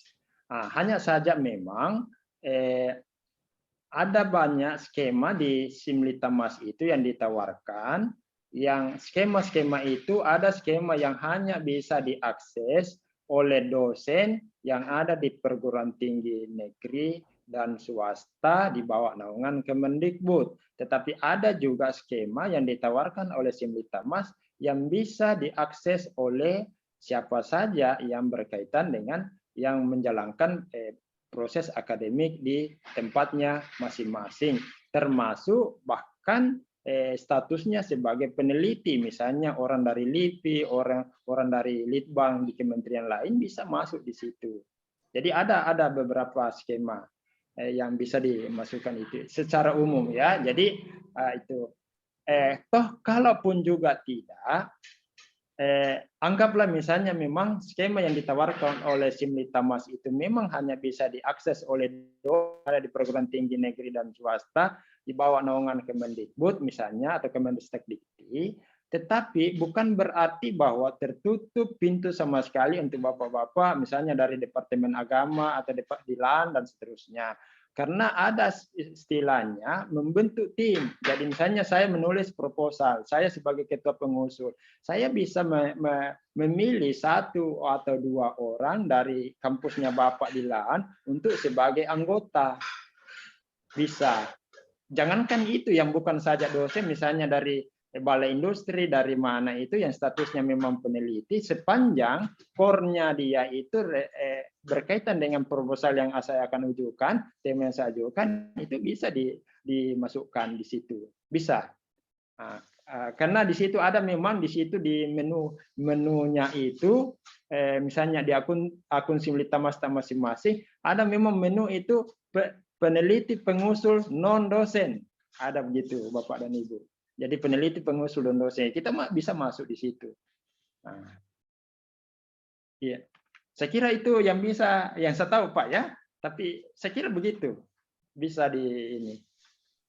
Oh iya Pak, jadi pertama lewat skema yang ditawarkan selain di bawah naungan Kemendikbud, yang kedua ikut tim dengan masuk dalam tim yang dosen-dosennya. Saya dengan Ibu Dr. Sri Gusti, dengan siapa teman yang dosen di ini, ya bisa kita masuk dalam tim itu. Iya, bisa barangkali dari IDETA nanti kita sama mereka gitu kolaborasinya gitu Pak ya. Walaupun kita tidak mungkin jadi penulis pertama barangkali Pak ya. Iya, cuma tidak bisa sebagai pengusul, ketua pengusul. Iya, tidak bisa kita pengusul ya. Oh iya, baik, terima kasih Pak Dr. Ismail atas jawabannya. Sehat-sehat kita selalu. Ibu Sri juga sehat-sehat selalu. Terima kasih Pak. Ya, terima kasih Pak. Bisa mungkin juga Pak Dr. Ismail kalau di atas kertas mungkin tidak bisa sebagai ketua pengusul ya, tapi mungkin secara teknis bisa bisa diupayakan lah supaya. Artinya yang formalnya yang sesuai dengan ini itu yang saya sampaikan tadi. Tetapi meskipun demikian ada juga hal-hal sebenarnya yang menjadi trik-trik yang bisa kita lakukan, tetapi tidak berlaku secara umum karena itu bukan bukan yang bukan yang direkomendasikan oleh Simlitamas, tetapi bisa kita lakukan. Nah, misalnya contoh proposal itu kan dinilai 2 tahap, ada desevaluasi administrasi, ada desevaluasi substansi. Nah, kalau Bapak bisa memastikan proposalnya lolos di administrasi, maka sudah 55% lolos didanai. Tinggal substansinya. Oleh karena itu, mungkin Bapak dan Ibu baiknya menjalin komunikasi dengan tim IT di Simlitamas. Nah, menjalinlah komunikasi di situ. Ketika itu sudah dinilai desevaluasi dan memenuhi syarat, maka pada saat proposalnya Bapak dan Ibu mau dilempar, didistribusikan ke reviewer untuk dinilai substansi, kalau ada komunikasi dengan tim IT, biasanya dia carikan ke itu yang tim pemeriksa reviewer yang ya bisalah dia urusannya lah tim IT dengan reviewer itu, bukan kita. Tidak, itu yang saya maksud. Tapi ini dalam tanda petik Pak ya, artinya ada yang banyak yang melakukan begitu. Strategi-strategi ya. Ya. Baik, untuk kedua mungkin penanya kedua saya persilakan jika masih ada yang ingin ditanyakan. Tabe Bu Gusti. Ya, silakan Bu Ritna dari Unifa ya. Ya. Silakan Bu. Ya, terima kasih sebelumnya. Assalamualaikum warahmatullahi wabarakatuh. Ya, yang ingin saya tanyakan Pak Dr. Ismail, yang kerjasama tadi, yang baik sama pemerintah maupun pihak swasta. Misalnya pihak pemerintah, misalnya PUPR dalam penanganan banjir misalnya. Nah itu apakah kita tetap sebagai penulis pertama atau bagaimana itu kalau misalnya ada kerjasama seperti itu, atau kita kayak meminta tapi syarat administrasi misalnya S3 tapi masih asisten ahli misalnya seperti itu memenuhi syarat tidak Pak? Langsung Bu? Ya langsung. Ya. Jadi yang terkait ada 2 pertanyaan ya. Yang pertama adalah mungkin yang dimaksud ini mitra ya? Ya, mitra. Mitra, kalau skema terapan. Yang pakai mitra itu skema terapan dan skema pengembangan. Kalau riset dasar tidak pakai mitra. Nah, mitra di riset terapan dan riset pengembangan ada dua, tetapi yang wajib itu 1 adalah mitra pengguna. Misalnya karena teknik sipil ya, misalnya Ibu mau riset terkait dengan model pengaspalan yang menurut Ibu yakini akan jauh lebih bagus ketimbang dengan metode yang selama ini dijalankan. Maka Ibu boleh bermitra dengan PUPR. Nah, apa syarat mitranya? Saya kira tidak ada syarat khusus yang mitra. Yang ada itu adalah mitra itu adalah memiliki lembaga.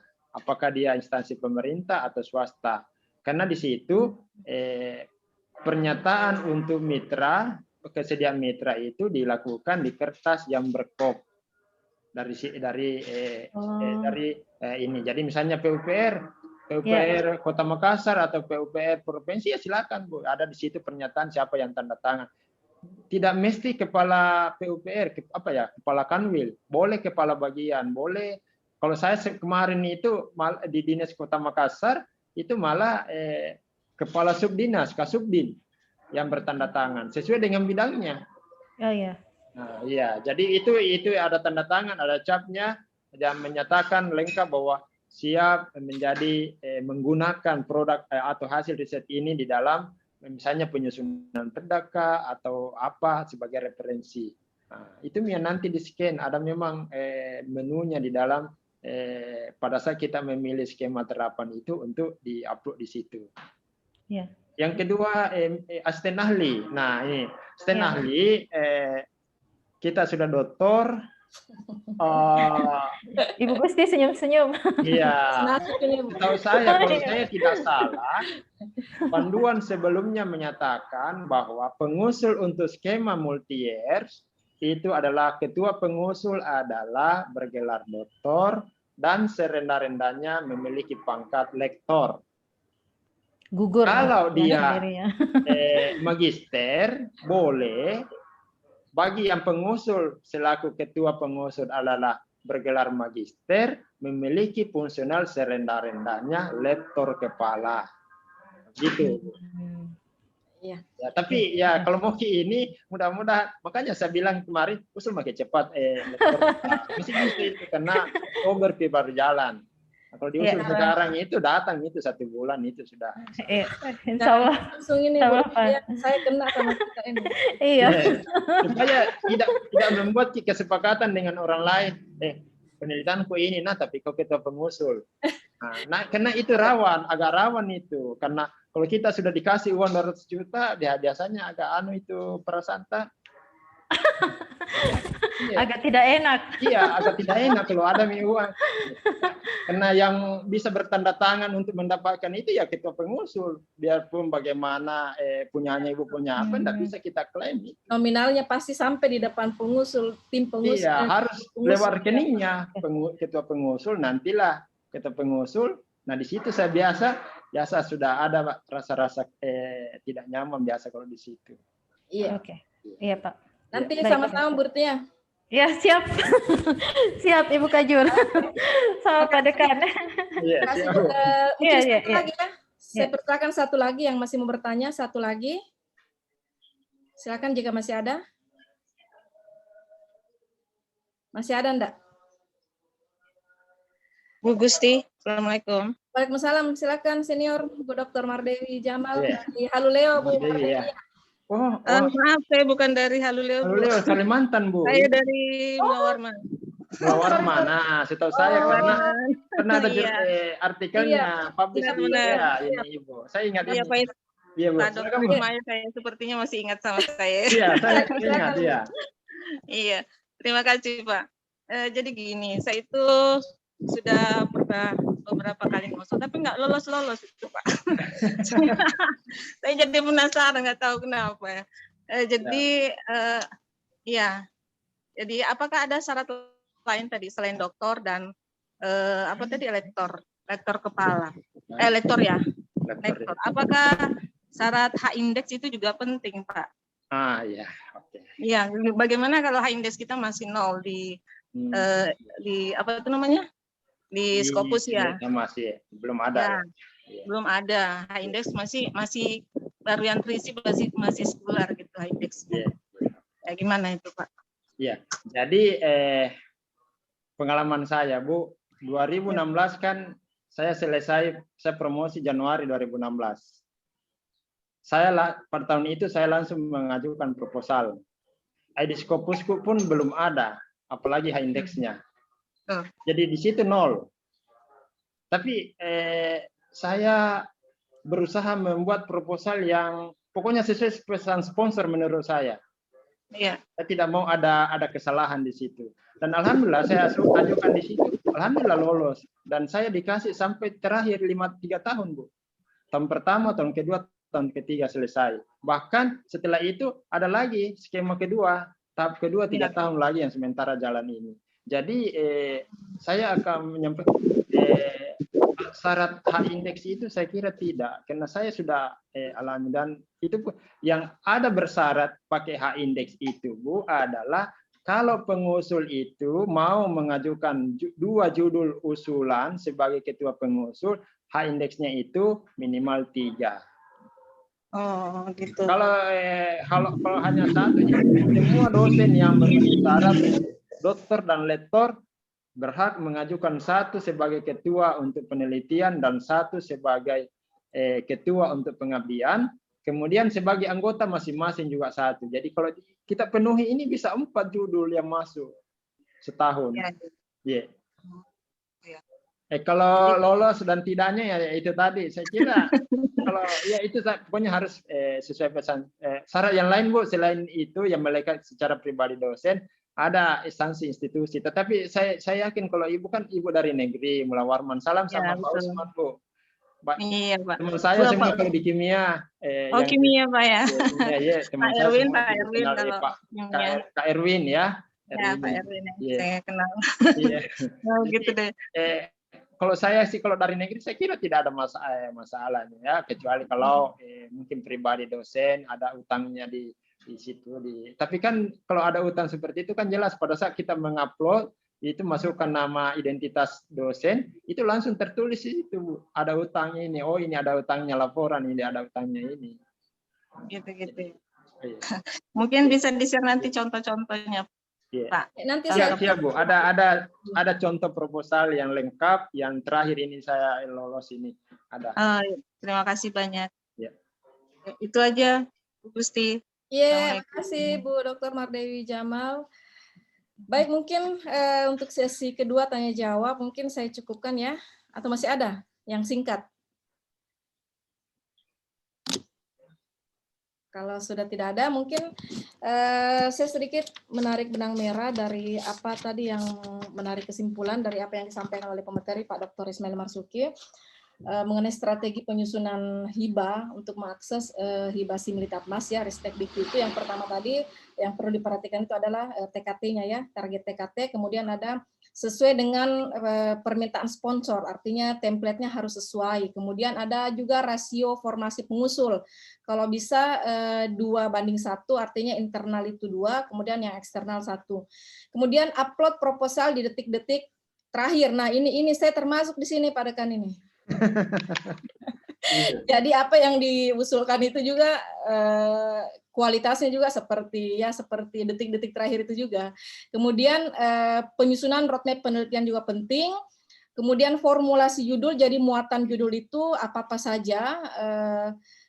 Kemudian pengecekan tipe, kesalahan penulisan, dan yang terakhir tadi yang saya tangkap itu setidaknya menggunakan manajemen referensi dalam membantu penulisan daftar pustaka ya, Setero, Enot ataupun Mendeley.